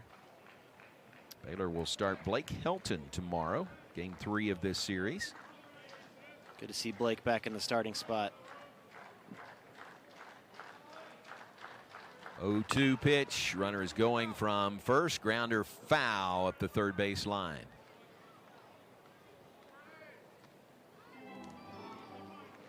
Yeah, per usual, Texas Tech is towards the top of the conference, hitting .299 in the league. Texas is just having a silly year down in Austin offensively, mainly because a couple of guys, Murphy Staley and Ivan Melendez, are just throwing up outrageous numbers. So Texas Tech is 2nd in the league in hitting, but pitching-wise, coming into today, they're 5th in the league with a ERA just barely north of 5 at 5.01. And it's hard to believe when you've got Morris than Birdsell as your first 2 guys, but it just kind of shows haven't had a lot there on Sunday or Tuesdays, and the bullpen hasn't been as strong as years past. That's a swing and a miss. Strike 3. Richardson goes down swinging. First man that Hamilton Oliver will face here in the 8th inning. Texas Tech leads Baylor 8-1. The Raiders have led throughout since that 5-run second inning. Scored their runs in bunches, 5 in the second, 3 in the 7th. A lot with 2 outs as well. This guy had a big 2-out swing yesterday. But I'll tell you what, I know the sensation Washburn is feeling. 3 Ks, all against a left-handed pitcher. You're just so glad to see a right-handed arm up there. It's the 8th inning, and you're saying about time. That's right. It changes your whole outlook. Something that looks normal again. The righty delivers. It's outside ball 2. What do you remember about your playing days against Texas Tech specifically? You know, we had a very just kind of fun tenure against Texas Tech in my 5 years at Baylor. I specifically remember here in Waco in 2016, Coach Rodriguez's first year. They had guys like Steven Smith and Eric Gutierrez, and they were a very highly touted old team that could really hit, and we really gave them a run for their money. I can't remember if we took 2 or 3 or just got 1 that we weren't expected to get. That was a lot of fun. And then 2017, we went and got stomped Friday and Saturday, and on Sunday we were down, I believe, 9 runs going into the 9th inning. And Coach Tadlock, that's a pretty good 2-strike pitch right there. Coach Tadlock decided that Jace Young's big brother Josh was going to come from third base and close out the 9th inning. They had a comfortable 9-run lead, and Aaron Dodson that day was on a terror. He hit his 3rd home run in the 9th inning, and then little old me comes up and hits a wind-blown home run to left field to take the lead. Nice. And we snuck out of Lubbock. We were on the bus, and we won that game, and we got all on the bus and said, I can't believe we just snaked a win out of here. Let's get the heck out of Lubbock. And then 2018. So you came from 9 runs down to win. We won that Sunday game in 2017, and that was huge. There's a shot right up the middle, nearly took the head off Hamilton Oliver. But it's a leadoff single for Owen Washburn here in the 8th inning. To my knowledge, 2018, this ball's hit really well by Washburn. Once again, glad he's not hitting off a lefty. Really pretty swing there. Good self-defense by Oliver to get out of the way, but I think 2018 we took 2 out of 3 here in Waco, and then 2019 we had a very emotional series at Texas Tech. I think we ended up only taking 1 that weekend, but we had them beat on Friday night. Luke Boyd came in to close out the game, and in his warm-up pitches on Friday night, ended up rolling his ankle, if I'm not mistaken. And that was one of those seasons where Luke Boyd he was unhittable. And so Luke Boyd had to come out, and we ended up losing in a heartbreaker to Texas Tech. So it was, I mean, it's just, as you can tell, there was a lot of drama mixed in. 2019, we obviously finished 2nd in the Big 12, and we had the lead secured. We ended up losing it up at Oklahoma State, and Texas Tech won the games they were supposed to, and so they stole the Big 12 from us. So there's a lot of emotional games. I remember great crowds in Lubbock. I remember great crowds here in Waco. Fun series. A lot of good tradition for both of these clubs. Around first base, really close play there. Back pick by Harrison Cayley. You know, Tech with the win last night, leading today 8-1. They have never swept a series in Waco. Tech has never swept. Let's hope that holds true. Yes, sir. Whether it be a miraculous comeback today or just a Baylor win tomorrow. Hudson White at the plate, 2-1 count on him. White 1 for 2 with a walk and a run scored. Pitch by Oliver, off speed for a called strike 2. Yeah, I'll be really curious to see how this weekend shakes out, but also how the NCAA committee ends up positioning Tech in the postseason. They have a very alarmingly low RPI for being the 9th-ranked team in the country. I think their RPI is all the way down to the 50s. And that, that is so crucial in terms of how they seed 1 through 16 and selecting the 16 regional sites. Because I'll tell you what, the last place you want to hear your name called is a 2 through 4 seed going into the the equivalent of March Madness for college baseball is Lubbock. That is just a hard place to play. Texas Tech does not lose many games in their ballpark, and so there's a lot on the line here for Texas Tech in terms of the Big 12 race, but also in terms of postseason positioning. Tech has hosted 5 straight regionals. Trying to make it 6 straight this year. Pop behind the plate. Harrison Cayley with a nice play right to the railing. And a nice catch by Harrison Cayley to retire Hudson White. That is not an easy play. That was a really elite play that he made look very easy. That ball was incredibly close to the net the whole way down. I'm surprised it stayed in play, especially with the wind blowing in. Cayley's shown us a lot of what makes him such a gifted defensive catcher.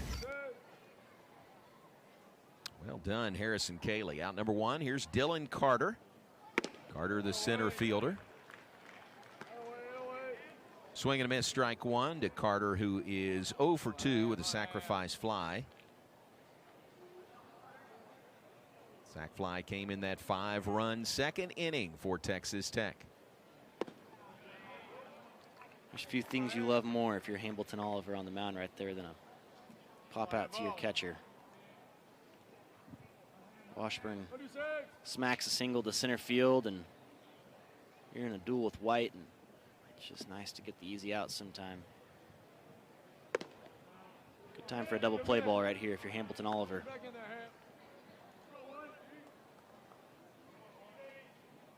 Bears have turned 1 today.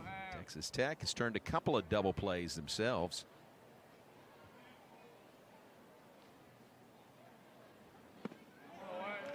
Chases that one, swing and a miss. It's 2 balls, 2 strikes. Really nice 2-1 changeup right there, it looks like.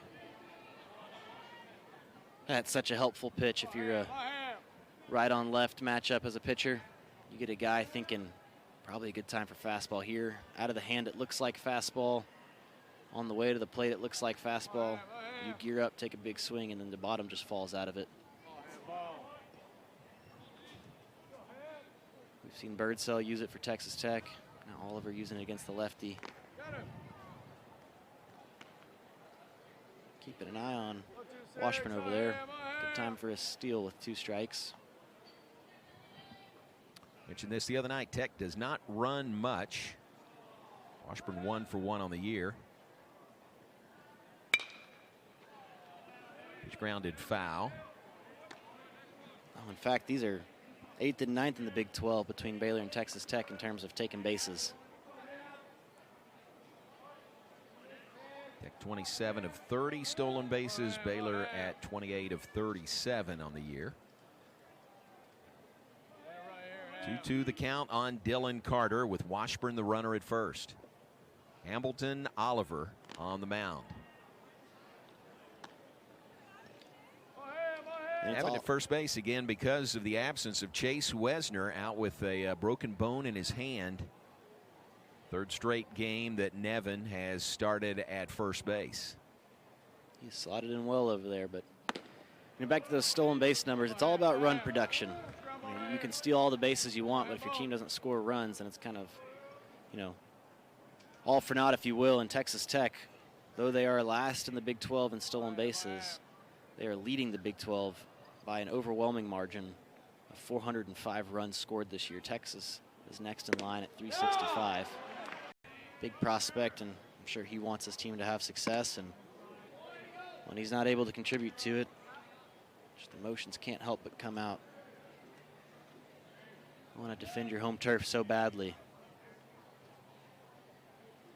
Robinson delivers, swing and a miss, strike 3. Robinson strikes out McKenzie leading off the 8th inning. That was a really nice pitch. Jared looked a little bit fooled there. I couldn't tell if it was the changeup or kind of a backdoor slider, if you will, but it had some late violent action on it. And that's why you're seeing this kid in a Big 12 game as a true freshman. Yeah, breaking ball there. One down, here's Kyle Nevin to the plate. Nevin 0 for 3 on the day. And Nevin was the Big 12 Player of the Week 2 weeks ago in the week versus Texas State and Kansas for the Bears. Man, he put together an incredible campaign that week. In this conference, grabbing any type of Big 12 weekly award, you got to go nuts. There's just so much talent in this conference, and unfortunately, though, has cooled off this week. Still hitless on the series. Nevin takes outside, ball 2, 2-1 to him.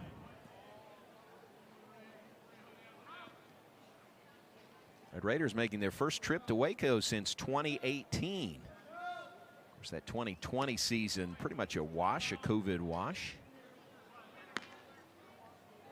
3-1 the count now to Nevin. I remember that 2018 series. Texas Tech had some arms. Ball's hit well. To left field and over the head of the left fielder Morrell. Maybe took a wrong path toward that one, but Nevin hit it really hard. Maybe it was hit harder than Morrell thought off the bat. It's a one-out double for Kyle Nevin here in the 8th inning. Yeah, this ball was just absolutely struck by Nevin. You'll see here, right on time, center of the barrel. Yeah, Morrell just, I don't think he appreciated how hard Kyle Nevin hit that ball. He went first step in, thinking it was going to be a liner to the chest, and it just jumped off him. Really nice swing by Nevin. I mean, we've seen Morrell make a full extension catch today, so obviously the outfield abilities are there, but just kind of undercut that one. One of those oh shoot moments right when the ball gets over the shortstop's head where you say that was a bad route. But a great play earlier, robbing Trey Richardson. Full out extension dive to make that catch. There's Antonio Valdez to the plate. 1 for 2 today with a walk. Stolen base after that 6th inning single to left. I like what I've seen from Antonio today. That single to left was really nice.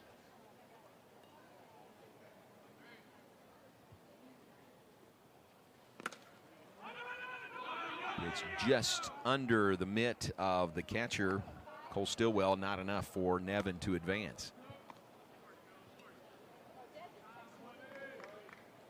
And this is where it starts to put into perspective just how good Birdsell was. He'd get a couple of Bear runners on, but the freshman comes in and might bounce a few here and there and gives up free 90s. Of course, didn't in this situation, but you just kind of take for granted when you're watching a guy like Birdsell, how he keeps everyone at bay. They have to go station to station, commands the zone.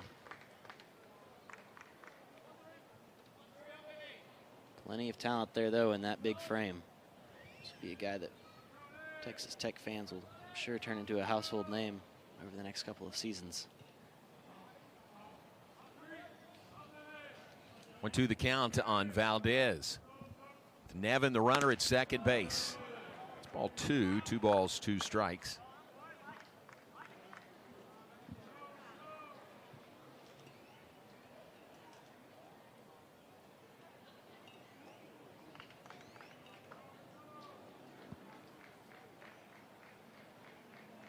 And looking around the Big 12.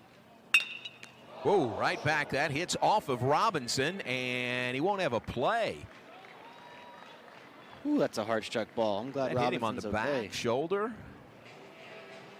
Take another look at it, but that was a hard shot off of Robinson. He's looking down at his right arm, kind of shaking that right hand. Trainer comes out to check on him. Another look. He got that arm up there and maybe off his forearm. Yeah. Haley. Switch it around. The righty bat facing the lefty. Bridges. This one popped up and foul back over the overhang. You know, I loved nothing more as a hitter than stepping into the box. I was a left-handed hitter with a right arm, kind of sidearm or submarine guy. It felt like I had a coach in front of me giving me soft toss. Now, granted, there were some that were just flat out nasty. But if you're Ian Groves right now, you're kind of running into that situation where you've got a true sidearm lefty. The numbers are 1.8 ERA. He's clearly had some success putting guys away. He really only throws 2 pitches, the fastball and then a slider with serious sweeping action. Kind of start in that left-handed batter's box and move all the way back over to the right-handed batter's box. Bears have Nevin at third, Valdez at first. There's 1 out in the inning. There's that slider. Well, called strike 2. It's a ball and 2 strikes now to Groves, the pinch hitter. Harrison Cayley waits on deck for the Bears, trailing 8-1, batting here in the bottom of the 8th inning.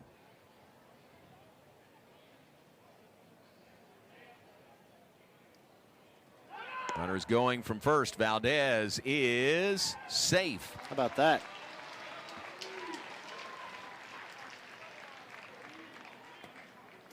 Interesting steal attempt there. I think they were banking on action if you're Coach Rod. Down 7 runs, there's no need to really kind of advance Valdez from first to second. But I believe that's Antonio's second steal on the day. You are exactly right. Had one in the 6th inning. A couple of nice hits as well. Antonio's had a productive day in the DH spot. His 5th steal of the season. Swing and a miss by Groves, who goes down with a big swing, but strike 3, and that's the second out here in the 8th. Impressive sequence there by Bridges. There's that sweeping slider again. Probably left it up in the zone more than he would have liked, but still gets the result he's hoping from. So 2 down with Bridges on the mound and Harrison Cayley to the plate. Here's with an opportunity here with runners on the corners.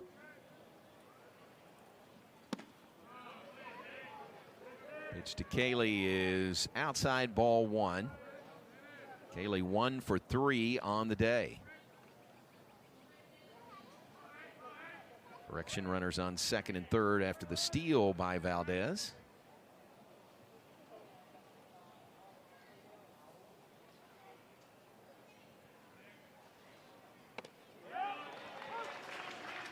Here's the sweeping slider. It catches the plate that time. A lot of action on that. And, you know, really the difference of this weekend thus far has been Texas Tech and Baylor with 2 outs. Baylor is 2 for 8 today, whereas Texas is 5 for 13. Excuse me, Texas Tech is 5 for 13. And with runners on base, the Bears are only 1 for 13, whereas Texas Tech is 6 for 15. So the Bears have had plenty of traffic out there, just couldn't get the big knock. Maybe Harrison Cayley can change that right here. Running out of time to do so. Pitch by Bridges. That's a check swing, fouled back off the net. On 2 strikes to Harrison Cayley.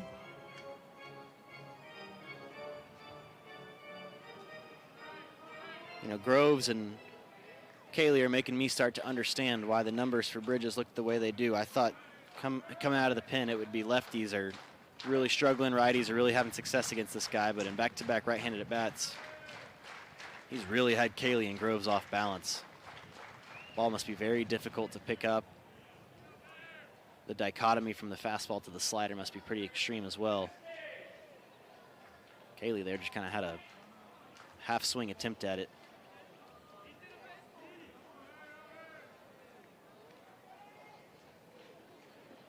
Did he get a warning there? Is that what that was? I don't Pitch know clock? what that was. Didn't phase Bridges much. Just give me the ball, I'm throwing. That right. Pitch outside, 2 balls, 2 strikes.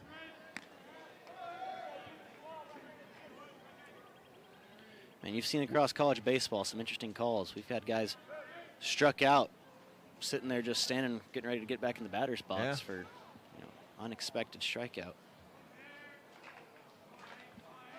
2 aboard for Baylor, 2-2 count with 2 down to Harrison Cayley. Punched foul toward the berm area. A lot of kids out there on the berm, and the Gold Guys are here today. The Gold Guys in full gold attire. There they are. Man, they deserve a trophy or something.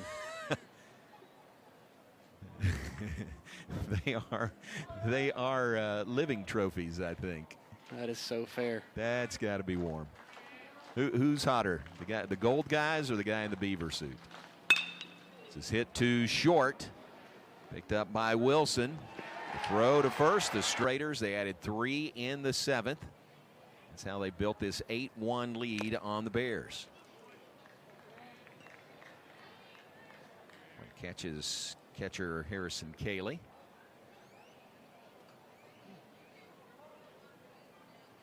Plate umpire Mark Wagers realizes that. He'll walk out to deliver the new baseball. Give Cayley a moment. Courtesy clean of the plate. Exactly.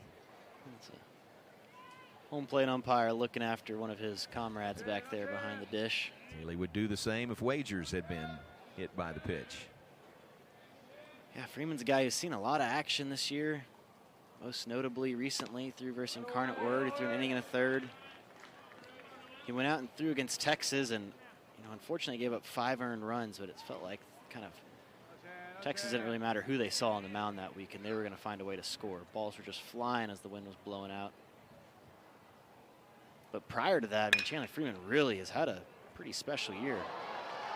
That one's going to run up the arm of Pineda, end up in center field. Stillwell ends up at second base. So Pineda was charging on that ball. Looked like he got maybe an in-between hop. Ran up his arm and passed him. Very uncharacteristic error there for Pineda.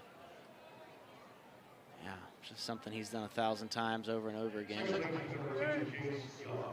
Ball kind of caroms off the glove, and not only is it a 1-base error, but it kicks so far into the outfield it turns into a 2-base error. And Chandler Freeman does exactly what he's supposed to. Gets Cole Stillwell out on his front foot. It's first error of the weekend on either team. Yeah, it's been a clean weekend of baseball. Jace Young to the plate. The shift on for Baylor. 3 infielders on the right side, first base side. For Young, who has a couple of hits today, 2 for 4. Stop the presses, no walks for Jace Young today. He's the national leader in walks. No kidding. He had 3 last night. Now 50 on the season. 50 walks for Jace Young coming in today.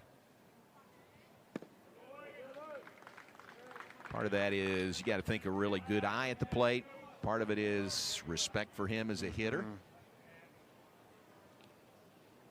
When you get a guy that's the Big 12 Player of the Year coming back for another season,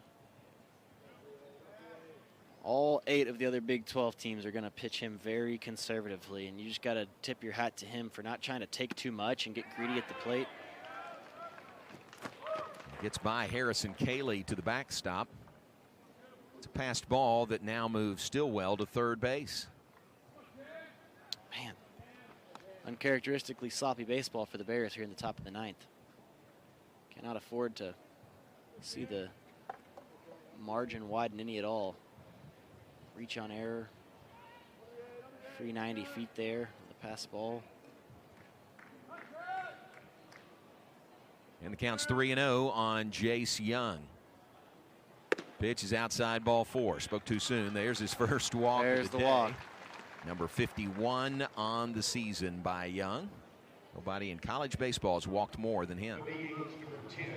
And just to put that into perspective, in second in the Big 12 is Blake Robertson at Oklahoma. He obviously played today, so this number might be higher, but he has 42 walks. Okay. He's almost outpacing his next Big 12 colleague by 10 walks.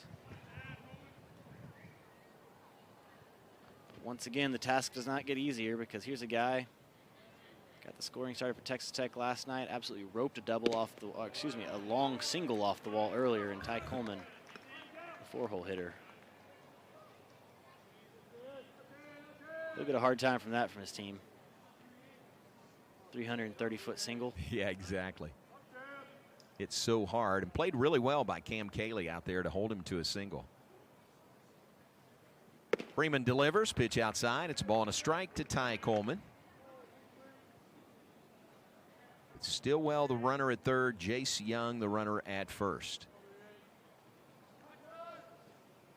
177th meeting all time today between Baylor and Texas Tech in baseball.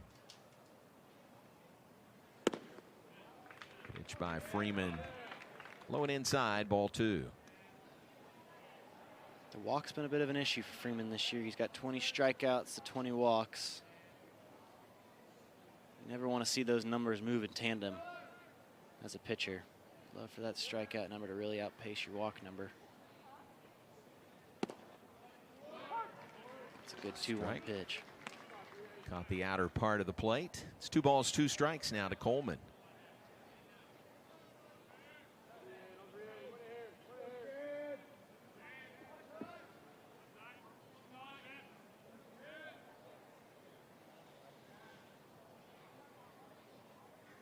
Chandler Freeman comes set and pitches. That is low and outside in the dirt for a full count. We had some activity earlier. Antonio Valdez lined one off of then relief pitcher for the Red Raiders, Kyle Robinson. I was about to start talking about the Big 12 scores, and man, oh yeah, they are interesting. Oklahoma State, how about this? They will likely take the series from Texas today. They are beating them 14-0 down in Austin. Wow. After, 8-6 last night, that's a fair ball down the line. Dive by Graybeck, can't get to it. Scoring easily is Stillwell from third. Moving into third is Jace Young. That is a double hugging the third base line off the bat of Ty Coleman. Yeah, if you're Ty Coleman right there, you couldn't be happier with where that ball wound up. He's thinking off the bat he might have just chopped one to third. But instead he ends up getting to trot into second base, the double. Just well positioned. He will be relieved from his duties today as the designated hitter, as it looks like a pinch runner is going to get him.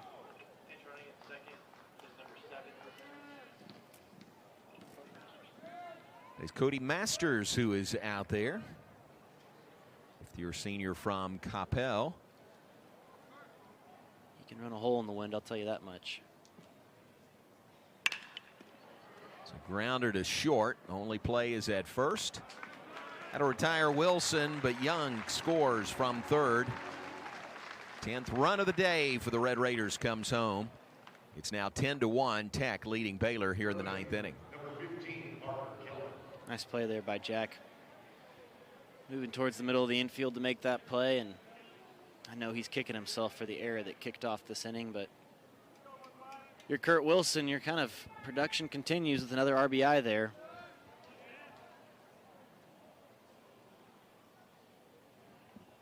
And here's Parker Kelly to the plate. Runner at third, it is fouled straight back. Since we were talking about that Oklahoma State-Texas score, it's probably way too little too late, but it is now 14-3. But what inning you got there, ninth inning? We're in the 9th inning. Oklahoma threw up a huge number, 22-10 against Kansas State. That's a final. West Virginia 10-7, so they got one back after going down 1-0 to Kansas. TCU is just getting underway in non-conference action versus Florida State. They're up 1-0 after getting shut out last night. So the thing to keep your eye on is Oklahoma State will now increase their margin atop the Big 12 standings. Of course, the Bears still have the Cowboys left. I believe Texas Tech still has Oklahoma State left as well. Yeah, Cowboys come to Waco, final weekend of the regular season. That is May 19th, 20th, and 21st. 3-game series here. That'll be a Thursday, Friday, Saturday series. Close the regular season. Give you an extra day to let you line up your pitching for the Big 12 tournament. Phillips 66 Big 12 championships in Arlington this year, May 25th through the 29th. Freeman delivers, pitch into left field. Gonzalez coming on hard and can't make the catch. Scoring from third is Ty Coleman. Looked like Gonzalez was there but couldn't hold on to the ball. And it's now 11-1. Tech leads over the Bears. Yeah, there's been a couple of swings this inning. You know, to Tech's credit, they've hit the ball well all weekend, but this inning they haven't necessarily gotten it all by virtue of crushed balls. That's just a kind of a lazy fly ball that Alex Gonzalez got a good jump. He was tracking hard, went for the extension and just couldn't pull it in. And Parker Kelly's grateful because he slides into second with a unimpressive RBI double, but it sure doesn't say that in the scorebook. That's exactly right. 12th hit of the day for the Red Raiders. Here's Owen Washburn. Chandler Freeman will go look at the stats after this one and see a 3-spot if he gets out of it without surrendering anymore, and he'll be quite frustrated because things go other ways. He could get gotten out of this this 9th with no runs surrendered.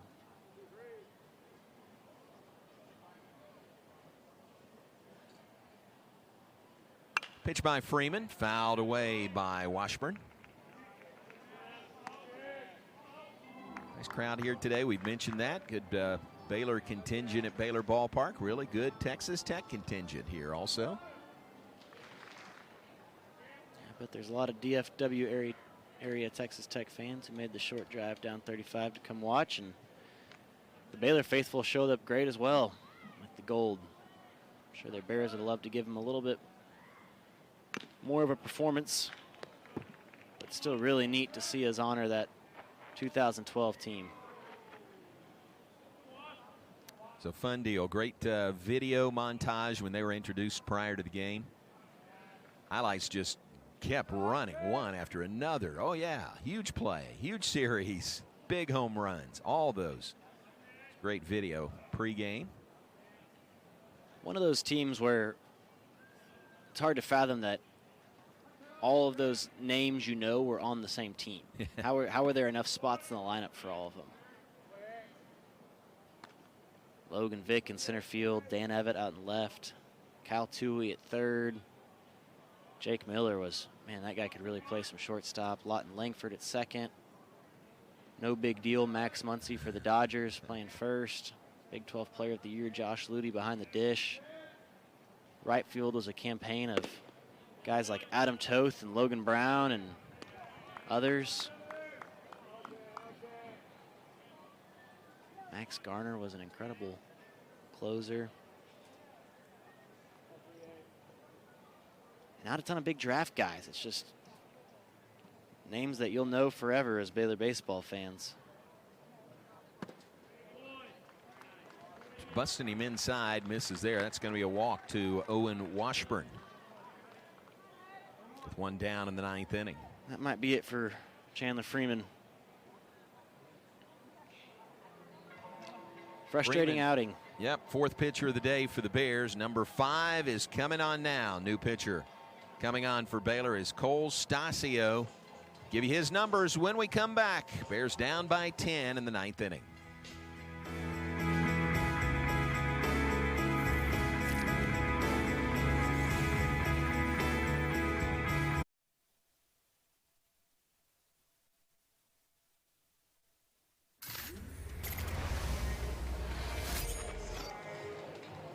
There's big, tall Cole Stasio on the mound for the Bears in the 9th inning. 6'5", 190-pounder, second-year sophomore, right-hander out of Davie, Florida.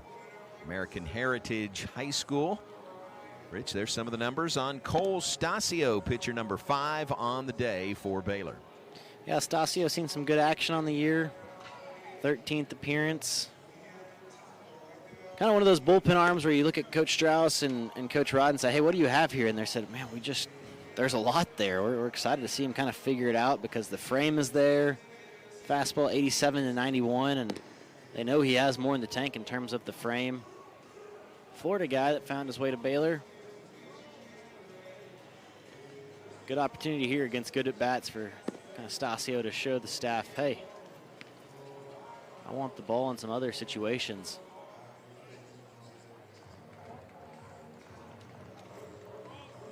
So Cole Stasio takes over with 2 runners aboard, 1 out. We're in the 9th inning. 3 runs home here in the 9th for the Red Raiders to up their lead to 11-1 over Baylor. First man he'll face is Hudson White, the first baseman for Texas Tech. White 1 for 3 with a walk and a run scored.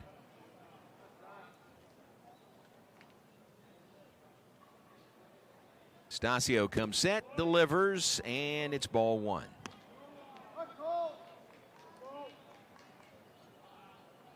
Kelly, the runner at second, doubled. Washburn, the runner at first, reached on the walk. That was the last batter Chandler Freeman faced. So now Cole Stasio.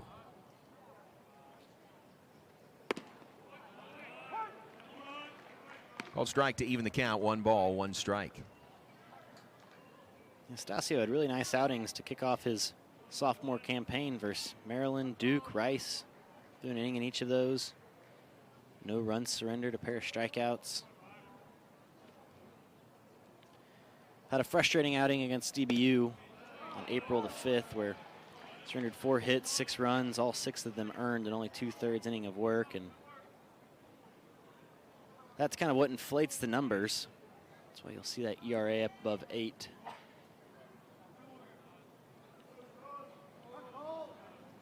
Once again, one of those frames where if John Strauss gets enough time with him, he could really make him something special. Kind of built and looks like Alex Phillips up there, one of the Baylor greats. And he's hit foul down the left field line. He does physically resemble Alex Phillips, doesn't he? Mm-hmm.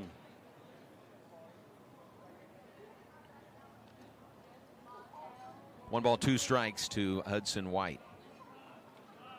Crowd today, 2,815, second largest here at Baylor Ballpark in a game this season. That's awesome. Final day in April. You'd want to be at the ballpark. Pops this one up, shallow center. McKenzie coming on, makes the catch.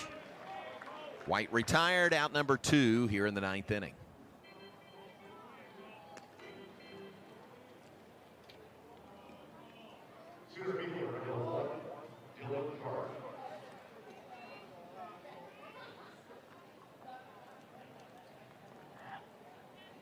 Get a good look at Jared McKenzie there. His counterpart in center field checks in, and Dylan Carter, and we've sung his praises this week, and Jared McKenzie is the full package. Round Rock, Texas native. Pretty impressive to start the year the way he did, batting 163. I was talking to his dad, and really kind of reached the peak of his struggles in that Shriners Classic down there in Houston. And his dad said on Sunday morning, him and Jared were at breakfast together, and Jared said, you know what, I just need to start having fun again.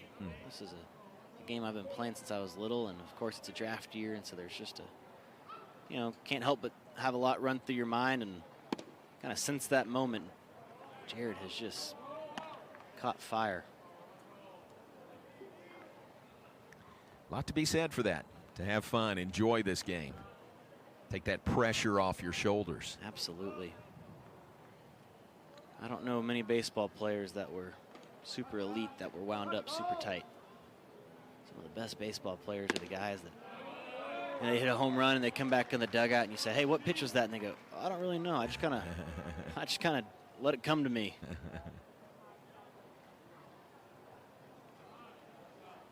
Fifth pitcher today for the Bears, Cole Stasio, facing Dylan Carter. 1 ball, 2 strikes on him. There's 2 outs, 2 runners aboard. 3 home this inning for Texas Tech. Grounded foul wide of first base.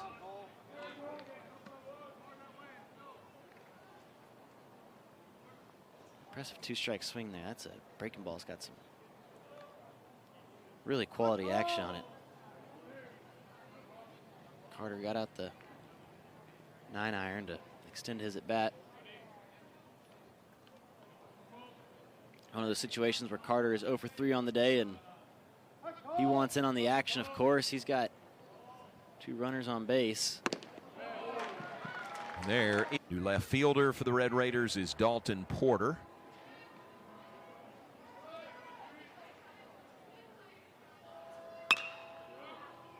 Grounder foul wide of first base.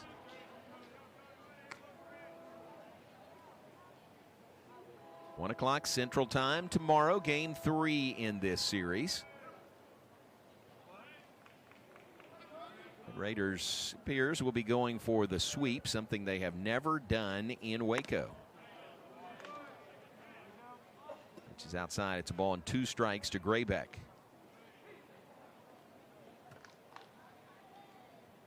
Yeah, Hardis was originally a Dallas Baptist commit at a high school, ended up going to Grayson Junior College, one of the well-known junior colleges for 2020 and 2021, and had a lot of success because now he finds himself as a frequently used arm in the Texas Tech bullpen. Not easy to do.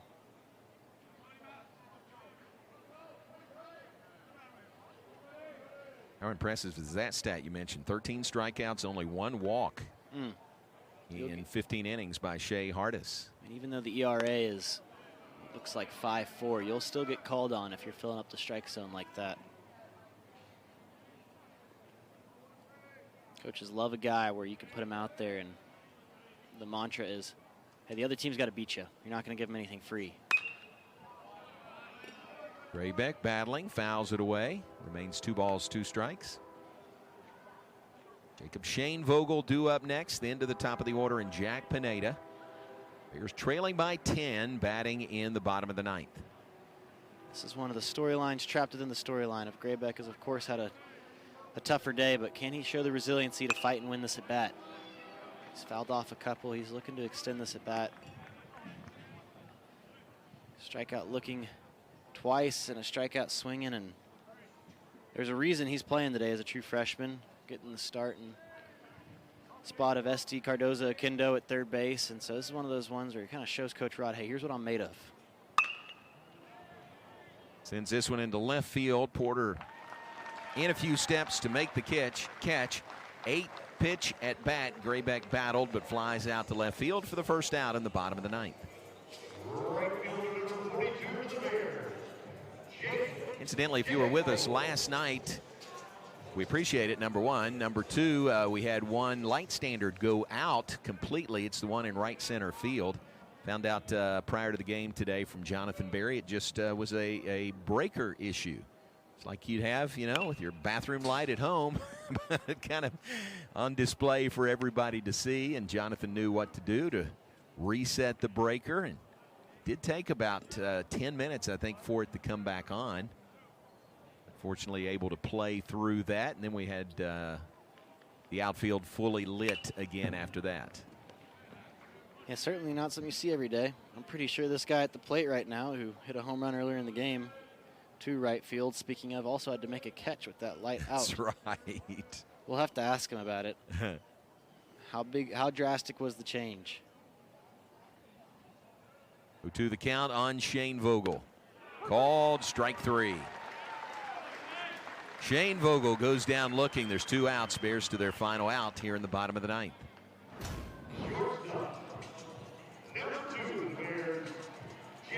Really nice breaking pitch there by Hardis. Very tight. Kind of froze Shane Vogel. So here is Jack Pineda, officially 0 for 1 today. Been on base 3 times. 2 walks and was hit once. 2 down, bottom of the 9th inning. You know, if I were to describe Jack Pineda as a baseball player, it's that right there. Pair of walks, hit by pitch, scrappy, find his way on. You know, he's liable to leave the yard if you're not careful. Had the error last inning in the top half of the 9th. Very uncharacteristic, but man, the guy's just a gamer. 2-0. Pops the mitt. Ball 3.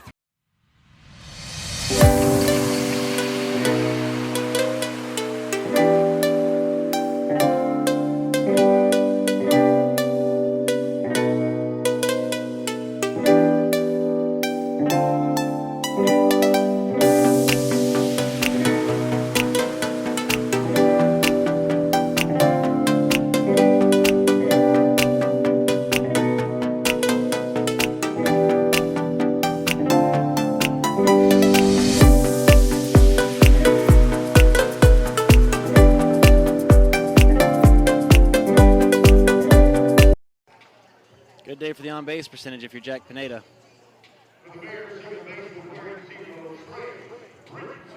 Bummer is that been on base 4 times and the Bears only have 1 run to show for it. Yeah, he's never advanced beyond second base any of those times on base. Here's Trey Richardson. First pitch swinging, fouls it away. He's 0 for 4 today. 4 hits total for the Bears last night, a 7-1 loss. 7 hits to this point for Baylor today, down 11-1.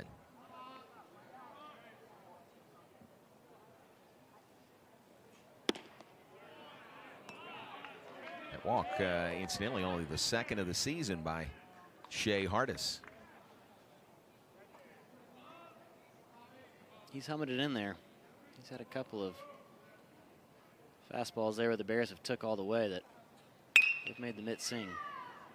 Grounder right side, big hop for Young. The throw to first, and that will finish this game 2 of the Big 12 series between the Bears and the Red Raiders.